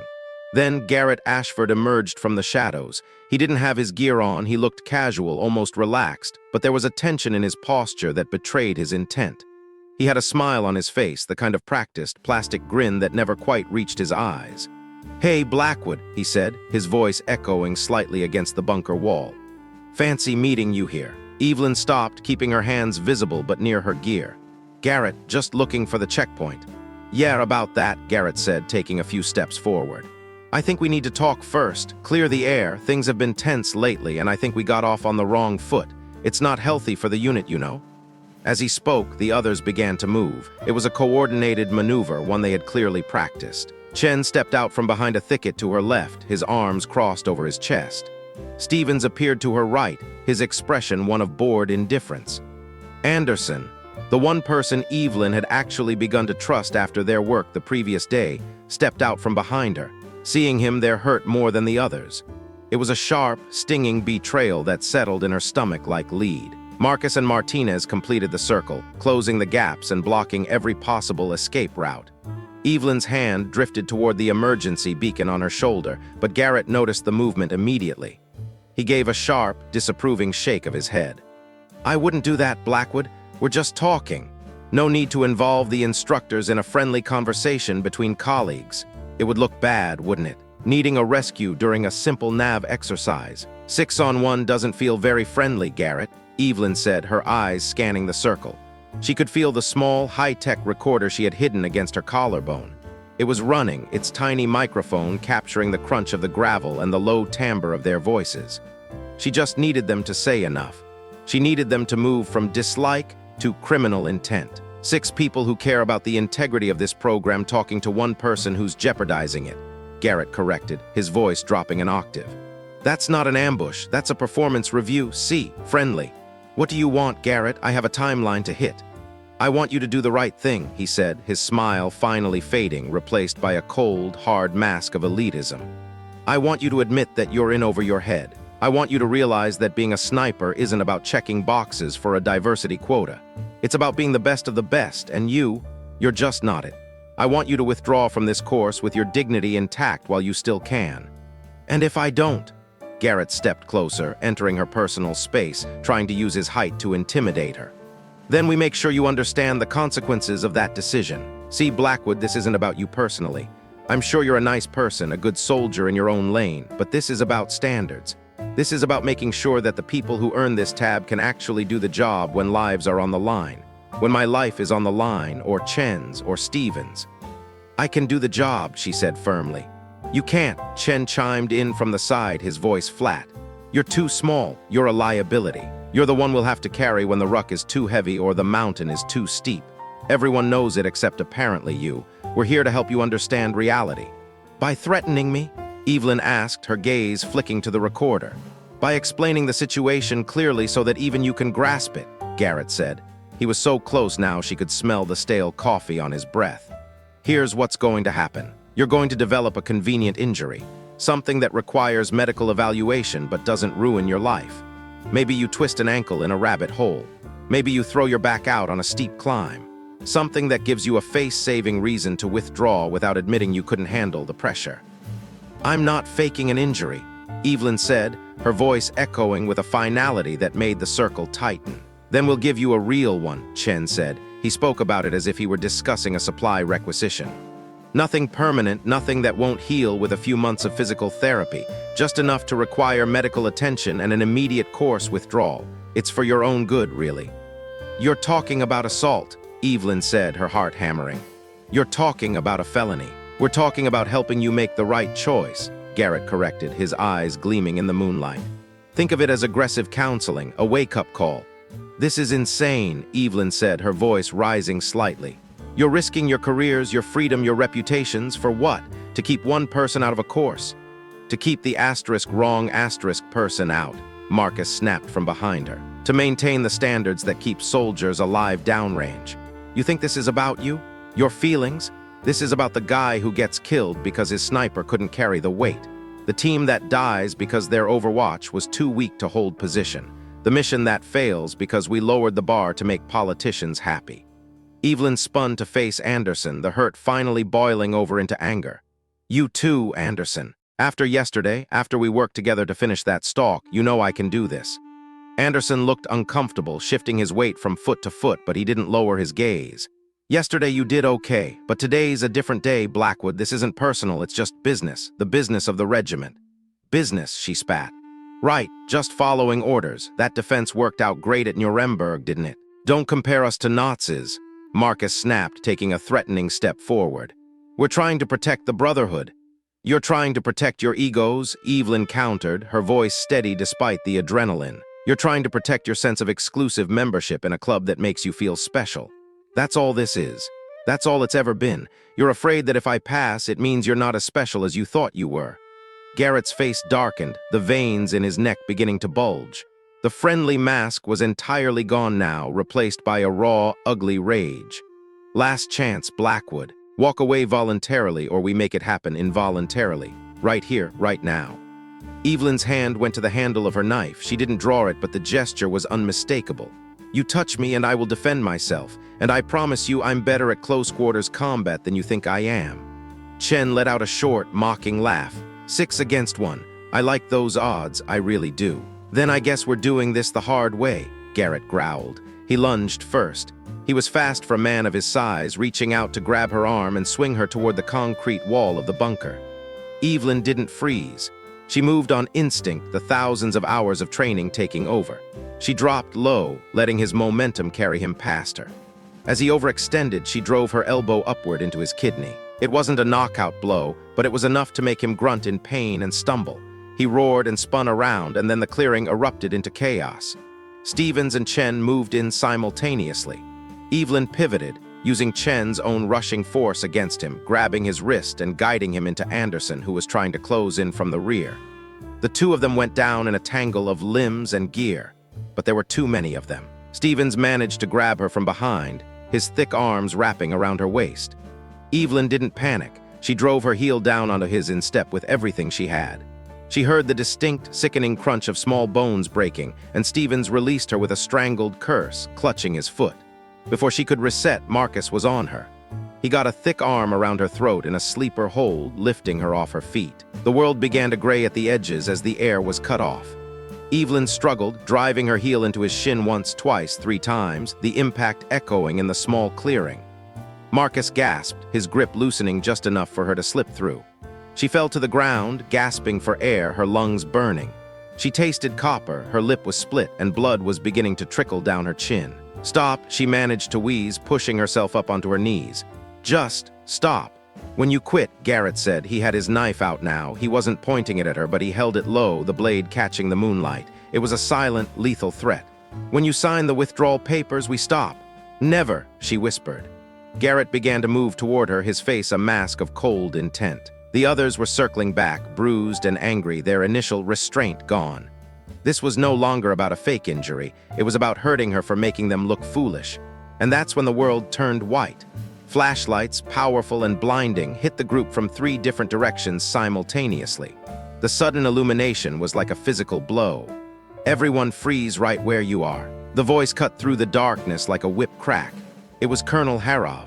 The clearing erupted in a different kind of chaos. Instructors poured from the tree line, at least a dozen of them, weapons held at the low ready. They moved with a clinical, overwhelming efficiency that made the candidates' earlier ambush look like child's play. Master Sergeant Reeves was among them, his face like a thundercloud, his eyes fixed on Garrett. Behind them, 2 military policemen stood with sidearms drawn, their expressions grim. Harov stepped into the center of the circle, looking at the scene with an expression of pure, unadulterated fury.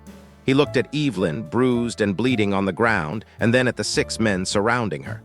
"Someone want to tell me what the hell is going on here?" he demanded. Nobody spoke. The silence was absolute, broken only by the heavy breathing of the candidates. The adrenaline crash hit Evelyn then, a wave of cold exhaustion that made her hands shake violently. She touched her lip, felt the warm slickness of blood, and looked at her fingers in the red glow of an instructor's flashlight. "Sir," Garrett started, his voice cracking. We were just training. It got a little out of hand, a disagreement about." "Shut up, Ashford," Harov snapped. "I don't want to hear your voice right now. If you say another word, I'll have the MPs gag you." He turned to Evelyn, his voice softening only slightly. "Blackwood, are you injured?" "Nothing serious, sir," she said, her voice raspy. "Some bruises, a split lip." "You need medical attention?" "No, sir, I'm fine." "You need to file a complaint," Harov said, his eyes scanning the 6 men. "Actually, you need to do much more than that." Evelyn looked at Garrett, then at the others. The aggression of moments before had vanished, replaced by a stark, naked fear. They had thought they were untouchable.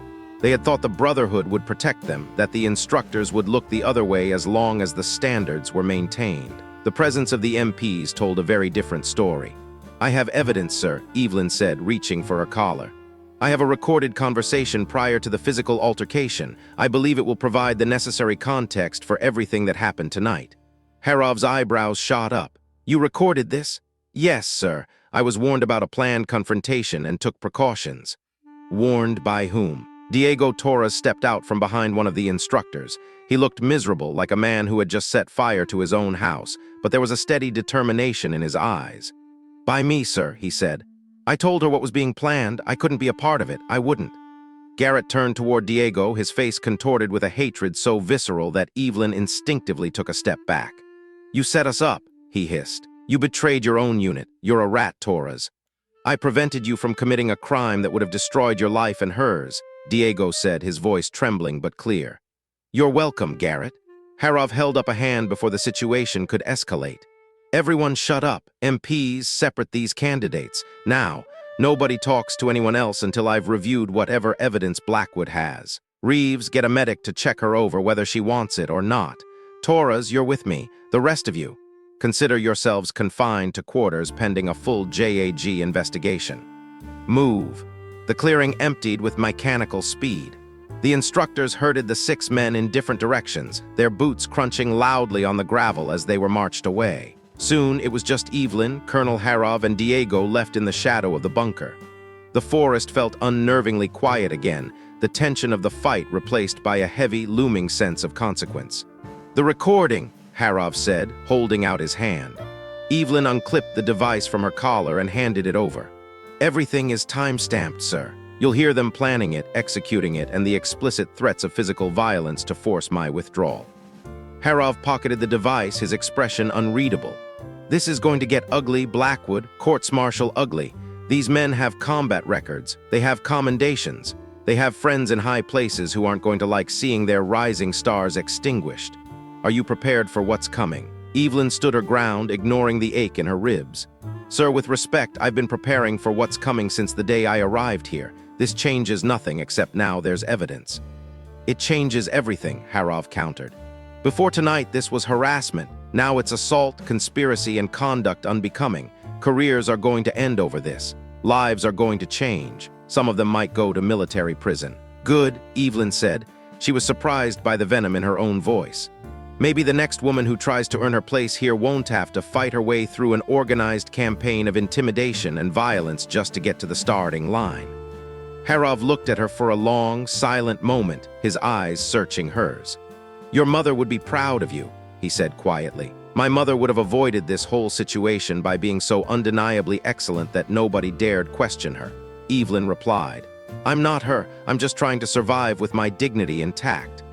You're doing better than surviving, Harov said. You're setting a precedent. That takes a different kind of courage. He turned to Diego. Torres, you made a hard choice tonight. You betrayed your unit to do the right thing. That won't be forgotten for good or for ill. I can live with it, sir, Diego said. I couldn't live with being complicit in an assault. Smart man. All right, both of you get out of here. Blackwood, you're done for the night. Skip the rest of the navigation exercise. Go back to the barracks, get some rest, and tomorrow morning report to my office at 0800. We'll go through the recording together and determine the next steps. The course, sir? Evelyn asked, her heart in her throat. Am I still enrolled? Harov nodded. As of right now, you're the only candidate from tonight's incident who isn't facing potential disciplinary action. Finish the course, Blackwood, earn your tab, show everyone watching that you can't be broken by bullies in uniform. Evelyn felt something finally loosen in her chest, a knot of tension that had been there for weeks. Yes, sir. Thank you, sir. The walk back to the barracks was a blur. Diego walked beside her in silence, the weight of his own decision clearly weighing on him. Evelyn felt the full impact of what had just happened settling into her bones. She had survived. She had the evidence she needed. She had stopped them, but she had also just ended 6 military careers. She had destroyed the lives of men who, despite their prejudice and cruelty, were still soldiers who had served their country. You okay? Diego asked quietly as the barracks came into view. I don't know, Evelyn admitted. Are you? Garrett's going to hate you for the rest of his life. The death squad is finished. Your reputation in the special ops community is probably shot. Diego shrugged, a small, sad movement of his shoulders. I can look at myself in the mirror and that's worth something. My sister. She wants to join up in a couple of years. I kept thinking, what if she ran into a Garrett Ashford? I couldn't let that stand. Thank you, Diego, for everything, for warning me, for taking the risk. There shouldn't be sides, Evelyn. We should all be on the same side, trying to make each other better, not tearing each other down. You'd think, she said, but here we are. They reached the barracks to find it nearly empty, most of the other candidates still out in the woods completing the navigation exercise. The silence of the building was eerie. Diego headed to his bunk without another word, and Evelyn collapsed onto hers. She lay there in the darkness, staring at the underside of the top bunk, listening to her own heartbeat slowly return to a normal rhythm. She had won a battle, but the war was far from over. Tomorrow would bring new challenges, the legal fallout, the glares from the remaining candidates, the pressure of being the center of a firestorm. Somewhere out there, Garrett Ashford was learning that his career was likely over, that the woman he had tried to destroy had destroyed him instead. That realization was going to create complications she couldn't even imagine yet. But she could handle it. She had to. Her mother's voice echoed in her memory, asterisk, sometimes the only way through is through. Asterisk, the medic arrived an hour later, a quiet woman who worked with efficient, clinical kindness. She checked Evelyn's pupils, cleaned the split lip, and confirmed there were no broken ribs, though the bruising would be spectacular by morning. She gave Evelyn some ice and a few anti-inflammatories, signing off on her fitness for continued training. By midnight, Evelyn was alone again, but sleep felt like a distant, impossible country. Her mind kept replaying the fight, the way Garrett's face looked when the lights hit him, the sound of the bones in Stephen's foot crunching. At 0200, she gave up. She put on her boots and went outside, sitting on the barrack steps. The base was quiet, the stars barely visible through the ambient glow of the floodlights. Somewhere in the distance, she heard the low rumble of a Humvee, probably transporting the candidates to the brig or for further questioning. Couldn't sleep either? Evelyn turned to find Anderson standing there. He looked haggard, his uniform rumpled and his eyes rimmed with red. He was still in his field gear, which meant he hadn't been processed yet. "You should stay away from me," Evelyn said, her voice cold. "Whatever you're here to say, I don't want to hear it." "I know," Anderson said, sitting down several feet away from her. He kept his hands visible, a universal gesture of peace. "But I need to say it anyway. I'm sorry. I'm sorry for tonight, for participating in that ambush, for believing Garrett's lies about you getting special treatment." "Apology noted," she said. "It doesn't change anything." "I know it doesn't, but I want you to understand why. It wasn't about you, Evelyn. It was about fear. Fear that the standards were being lowered, that politics was trumping merit. We were told you were a political plant, a way to make the army look good at the expense of the unit's safety." "I am excellent," Evelyn said, her voice a low, dangerous growl. "I've proven that every single day I've been here, but you were so convinced I couldn't be that you didn't even look at the evidence in front of your face." "You're right," he admitted. "I was blind, we all were. We saw what we expected to see instead of what was actually there. For what it's worth, I told the investigators everything. I didn't try to minimize my role. I'm probably done, career over, dishonorable discharge if I'm unlucky. I'm not going to feel bad for you, Anderson. I'm not asking you to, I'm trying to apologize and maybe warn you." Evelyn looked at him, her interest piqued despite herself. "Warn me about what?" "Garrett, he's not going to take this lying down. Even if his career is destroyed, his family has deep pockets and deeper connections. He'll find a way to make your life difficult. He'll try to make finishing this course impossible for you. You need to watch your back even more carefully now." "Noted," she said. "Anything else?" "Yeah," Anderson said, standing up. "You're the real deal, Blackwood. You've got the skills, the toughness, the tactical awareness, everything we claim to value. The fact that we couldn't see it because of what you look like. That's our failure, not yours. Don't let what happened tonight make you doubt yourself." He started to walk away, then stopped. "One more thing, your mother, Ghost. I heard the stories when I was coming up. She was legendary. But the stories always ended the same way. They said the system broke her.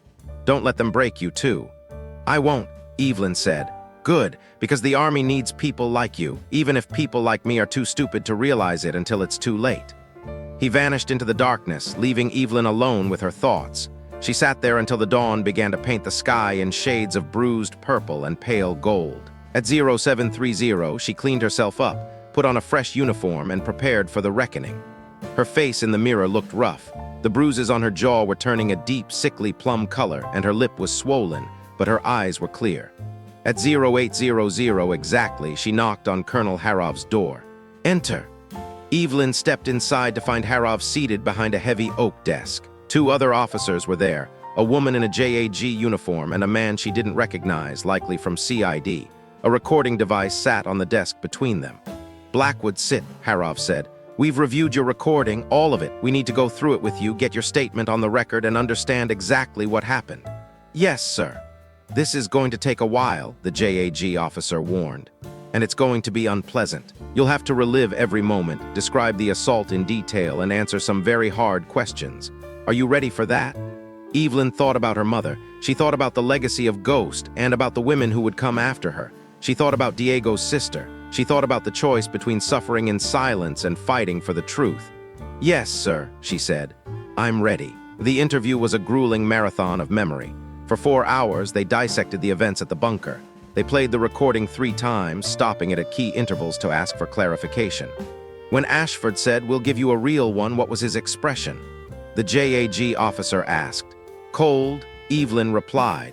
"Determined, like he had already made the decision and was just waiting for me to give him an excuse to start." "And when Chen moved toward you, did you feel your life was in immediate danger?"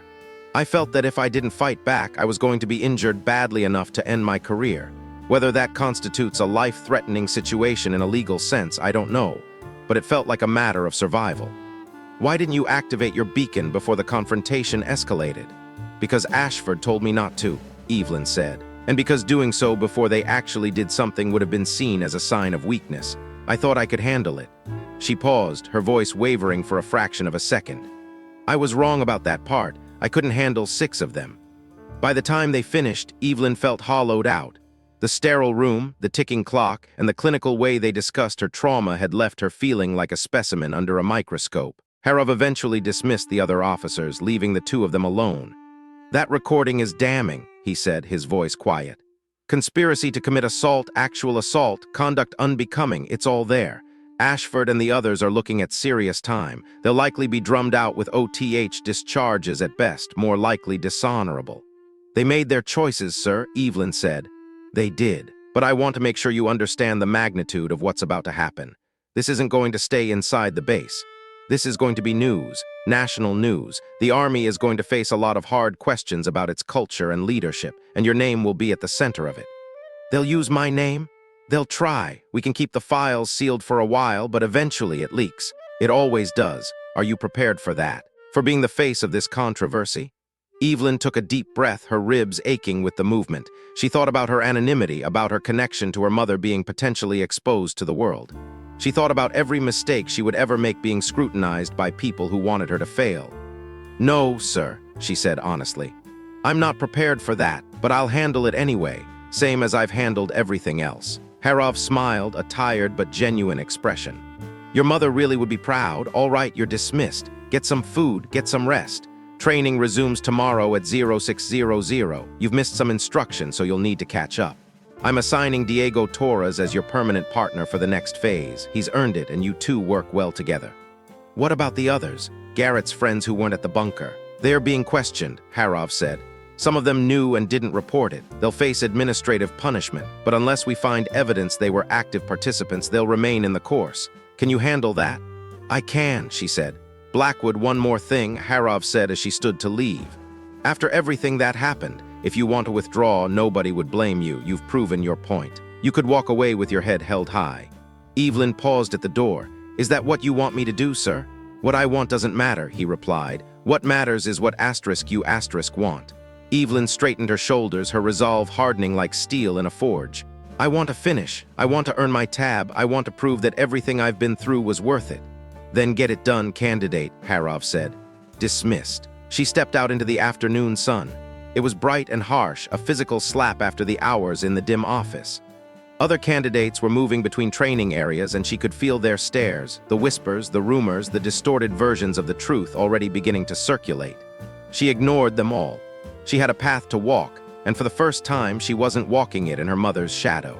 She was walking it in her own light. The whispers followed Evelyn like a cold draft through the corridors of the barracks, twisting and morphing with every mouth they passed. As she walked toward the mess hall, she could hear the jagged fragments of conversations she wasn't meant to overhear. Some said she was a hero who had finally cleaned up a rot that had persisted for years, while others spat the word snitch as if it were a curse. 6 men were gone, arrested because of her. Some claimed she had set them up, recording their private moments to bait them into a trap. Others, more honest or perhaps just more observant, whispered about how they had seen the bruises and the malice in Garrett's eyes before the hammer finally fell. It didn't matter to Evelyn. She kept her chin parallel to the floor and her gaze fixed on the horizon, refusing to let the weight of their judgment break her stride. Let them think what they wanted. Let them invent whatever stories helped them sleep at night. She knew the truth, and the truth was a shield that no amount of barracks gossip could pierce. The mess hall was nearly empty by the time she arrived, the frantic energy of the lunch service having faded into a dull, rhythmic hum of industrial dishwashers and distant clatter. The air smelled of floor wax and overcooked protein. Evelyn moved through the line with mechanical precision, loading a tray with food she had no appetite for, a sandwich that looked like it had been constructed from cardboard and a side of wilted greens. She found a corner table as far from the main traffic flow as possible, sitting with her back to the wall. She was only 3 bites into her lunch when a shadow fell across the table. She didn't look up, but she knew the gait. It was Diego. He stood there for a moment, his own tray held in front of him like a peace offering. He asked if he could sit, and Evelyn gave a dry, non-committal shrug, telling him it was a free country, mostly. He sat down, the plastic of his chair scraping harshly against the linoleum. He looked tired, his eyes shadowed by the same lack of sleep that was beginning to gnaw at Evelyn's edges. He told her it had been a rough morning, and she countered that he could certainly say that again. When she asked about his day, he leaned back, a bitter smile playing on his lips. He'd spent his morning being interrogated by leadership, answering questions about why he had betrayed his unit. In some circles, he explained, helping a woman avoid a violent assault was considered a controversial move. His voice was heavy with a weary kind of irony. Marcus wouldn't even look at him in the hallway. Chen had called him a traitor before the MPs had hauled him away. The rest of the candidates were split down the middle. Some saw him as a man of integrity, while others saw him as a rat who had broken the code of silence. Evelyn welcomed him to her world, a place where being right didn't always mean being liked. Diego admitted he wasn't a fan of the climate, picking at his food with a plastic fork. He then shifted the conversation to the immediate future. The instructors had finalized the pairings for the next phase of the selection process, and Harov had placed them together. They were officially partners. Evelyn felt a genuine spark of relief through the numbness. She told him she was more than okay with that, reminding him that he had essentially saved her life 2 nights ago. Diego tried to brush it off, claiming he'd only provided information that allowed her to prepare herself. But Evelyn wasn't having it. In her book, providing the intelligence that allowed her to record the evidence and ensure 6 attackers faced charges instead of her ending up in a hospital bed was the definition of saving a life. She forced herself to swallow another bite of the tasteless sandwich, her mind already pivoting to the mission ahead. She asked about the next phase, and Diego laid it out. It was a week-long field exercise that would serve as the ultimate crucible for the remaining candidates. They would be out in the elements for 7 days straight, living rough and working as a spotter-sniper team. It involved extended surveillance, complex target identification, and simulated missions designed to test every fiber of their patience and skill. This was the point where most people washed out, the stage where the physical exhaustion finally met the psychological pressure and broke those who weren't made of the right stuff. They would deploy the day after tomorrow, giving them a small window to prep their gear and attempt to recover from the drama that had nearly torn the class apart. Diego's voice dropped an octave, his eyes scanning the room to ensure no one was within earshot.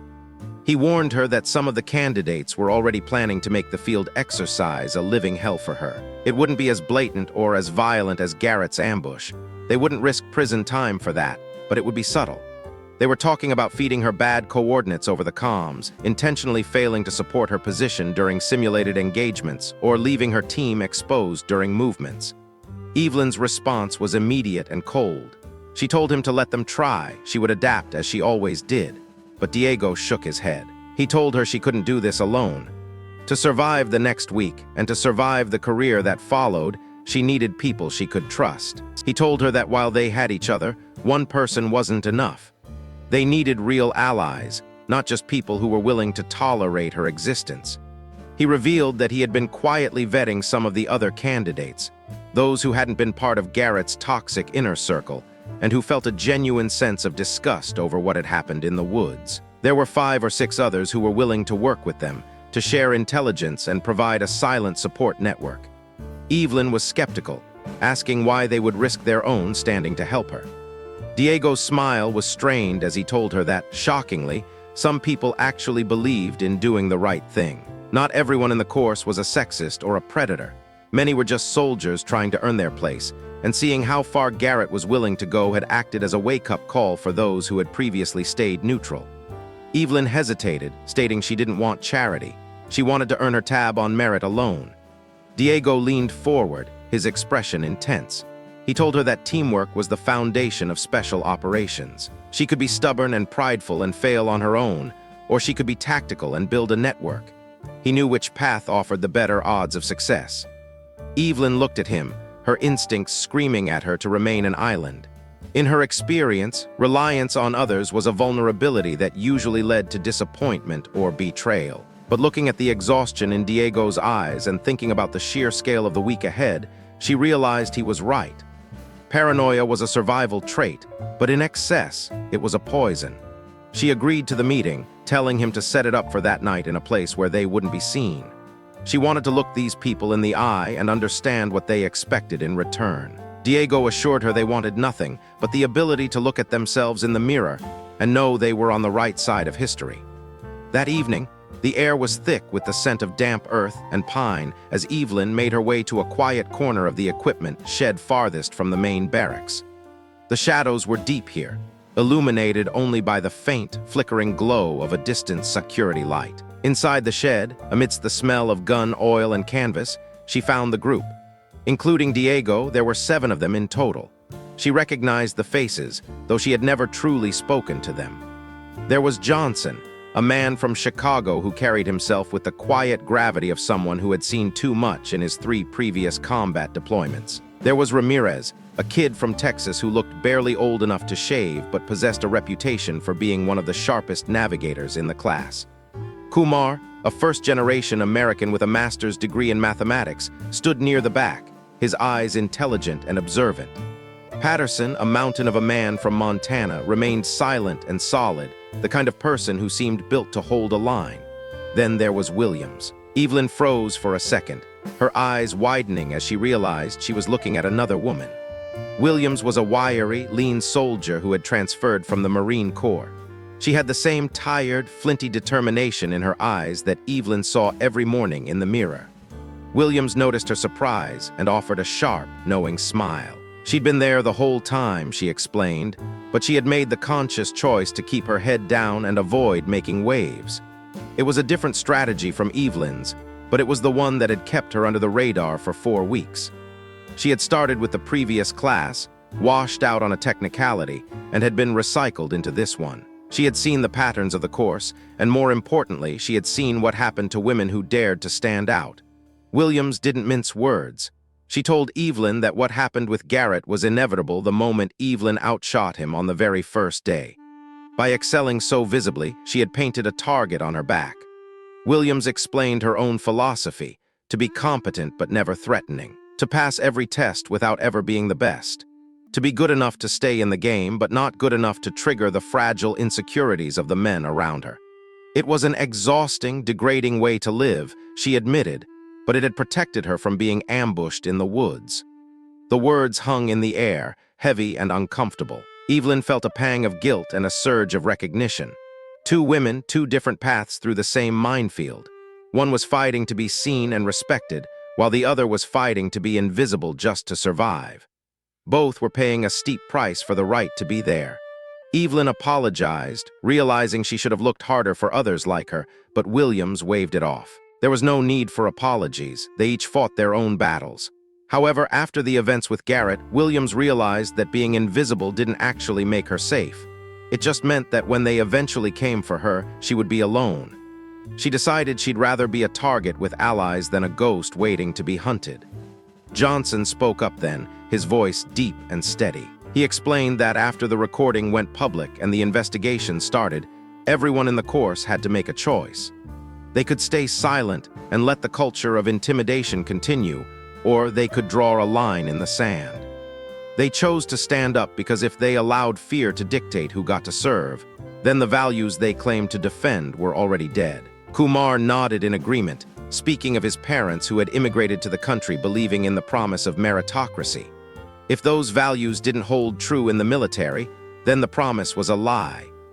Patterson, the quiet man from Montana, cleared his throat and spoke about his 8-year-old daughter. He wanted her to grow up in a world where her gender didn't determine her potential. He wasn't just standing with Evelyn, he was standing for the future he wanted for his child. Evelyn felt a knot in her chest loosen, a sensation of support she hadn't felt since she'd arrived at the fort. She thanked them, her voice thick with genuine emotion, but Williams warned her to save the gratitude. By siding with her, they had all made themselves targets. Garrett's friends and the candidates who still held a grudge would come after the whole group now. They spent the next hour in that dimly lit shed, huddled over maps and equipment, establishing a shadow network. They created communication protocols and agreed to share intelligence. If someone saw signs of sabotage, they would report it. If someone heard a whisper of a planned accident during the field exercise, the word would spread instantly. They would watch each other's backs, literally and figuratively, trusting no one outside their small circle.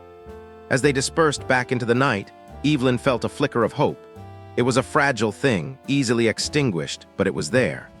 Walking back with Diego and Williams, Evelyn asked the other woman why she hadn't spoken up sooner when she saw the harassment escalating. Williams was silent for a long time, the only sound the rhythmic crunch of their boots on the gravel. Finally, she admitted she had been scared. She had convinced herself that Evelyn's fight wasn't hers, and that by staying out of it, she would be fine. She called herself a coward, her voice laced with regret, and promised that it wouldn't happen again. They were in the fight together now. The following day was characterized by a strange, heavy calm. The 6 candidates who had been arrested were officially gone, moved to a different facility to await their legal proceedings.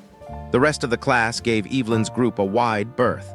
There was no overt hostility, but the social atmosphere was chilled, as if everyone was waiting for the next explosion. Training continued under the watchful, uncompromising eye of Master Sergeant Reeves. He treated the day as if nothing out of the ordinary had occurred, pushing them through weapons maintenance and tactical planning with his usual relentless energy. Evelyn welcomed the routine. The mechanical tasks gave her mind something to grip onto. At 1400 hours, the entire contingent was called to an all-hands formation. The sun was high and unforgiving, beating down on the asphalt of the training area. Every candidate and instructor stood at rigid attention as Colonel Harov ascended a small wooden platform. He surveyed the crowd for a long minute, his silence more commanding than any shout could have been. When he spoke, his voice carried across the field with the weight of absolute authority. He stated clearly that what had happened 2 nights ago was a disgrace and a violation of everything the uniform stood for. He detailed the consequences. The 6 men were facing courts-martial, federal prison time, and dishonorable discharges. He addressed the whispers head-on, looking directly at those who thought the punishment was too harsh or that Evelyn should have handled it internally.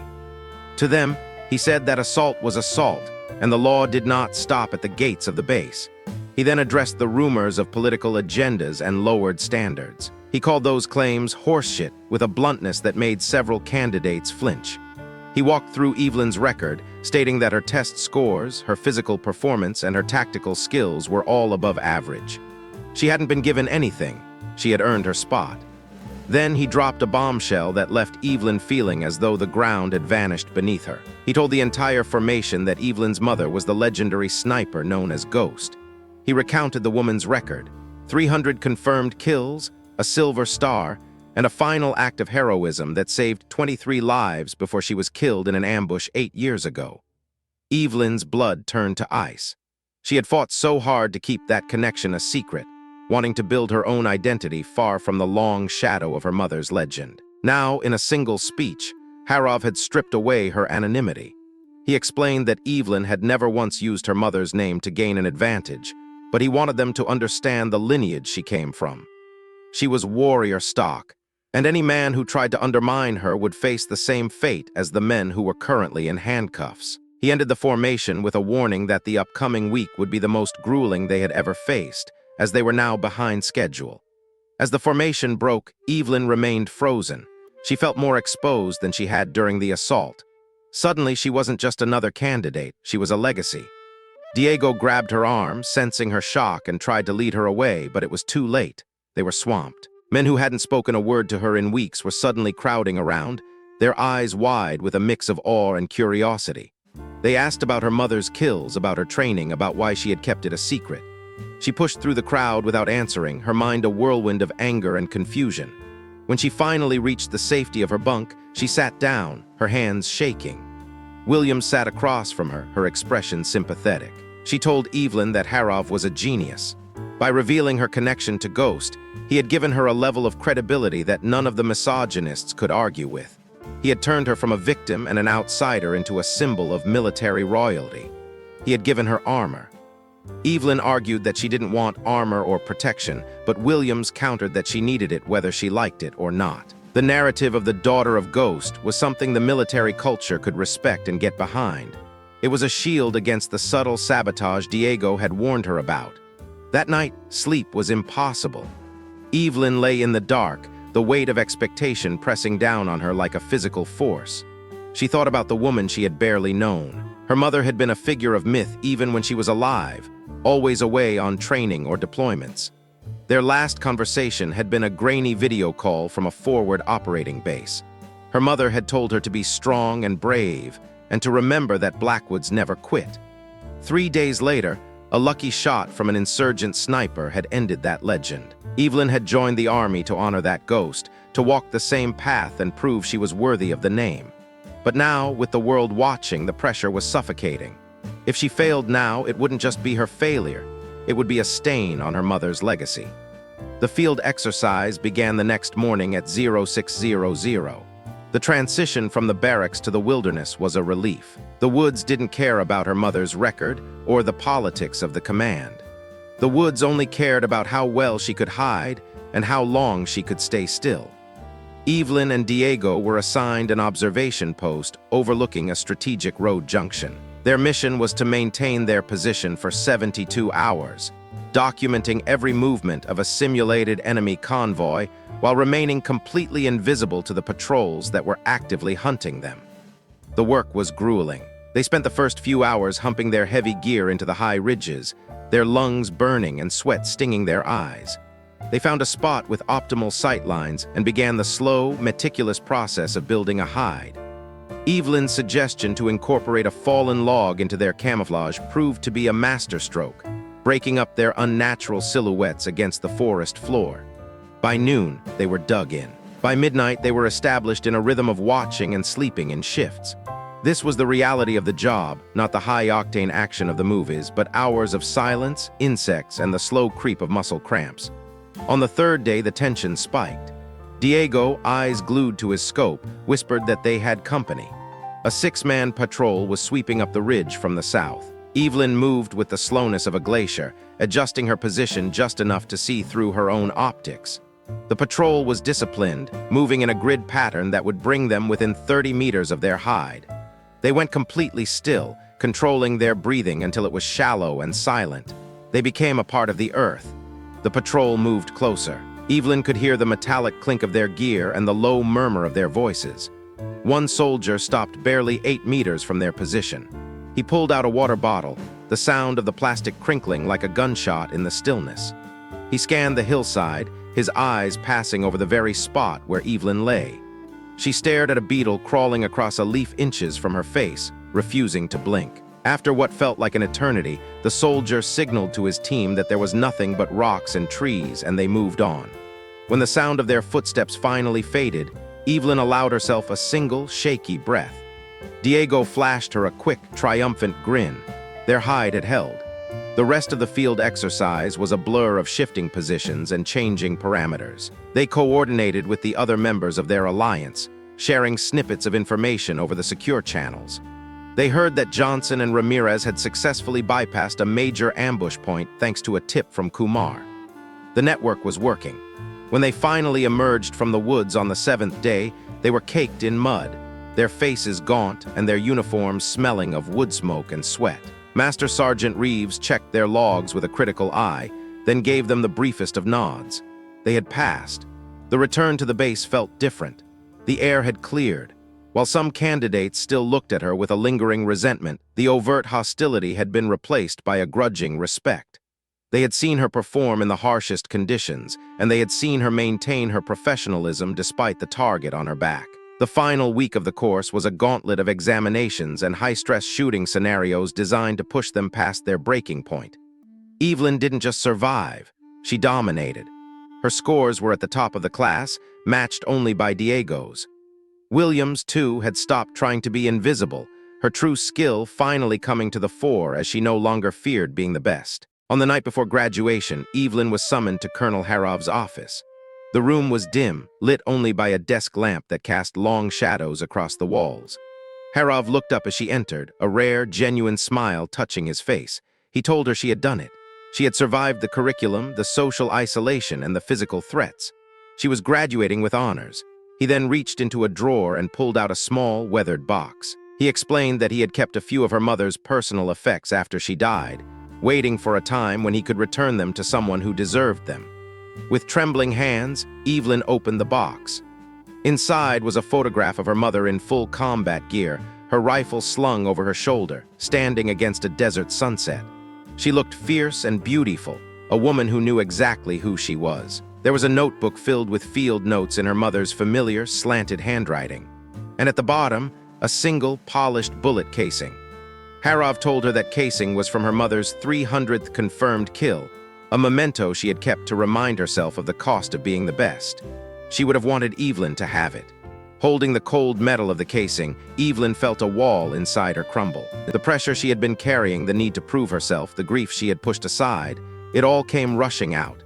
She wept for the mother she barely knew, for the girl who had been left behind, and for the woman she had become. She cried until she was empty, Harov standing in respectful silence as she let it all go. When she finally looked up, her eyes were red, but her gaze was clear. The weight hadn't disappeared, but it had changed. It wasn't a burden anymore. It was an inheritance. The graduation ceremony the next morning was a stark contrast to the chaos of the previous weeks. 20 candidates stood in crisp uniforms on the parade deck. They were the survivors. Colonel Harov walked down the line, his footsteps echoing on the pavement.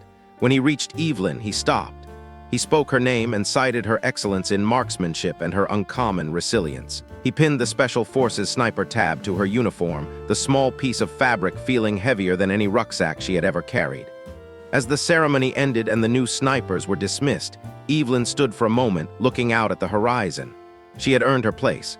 She had faced down the ghosts of her past and the monsters of her present. She was no longer just a legacy or a symbol. She was a sniper. She turned and walked toward Diego and Williams, her head held high, ready for whatever the next mission would bring. She had proven that no amount of hatred or fear could break someone who knew their worth and refused to surrender. She was Ghost's daughter, but more than that, she was Evelyn Blackwood, and her story was just beginning.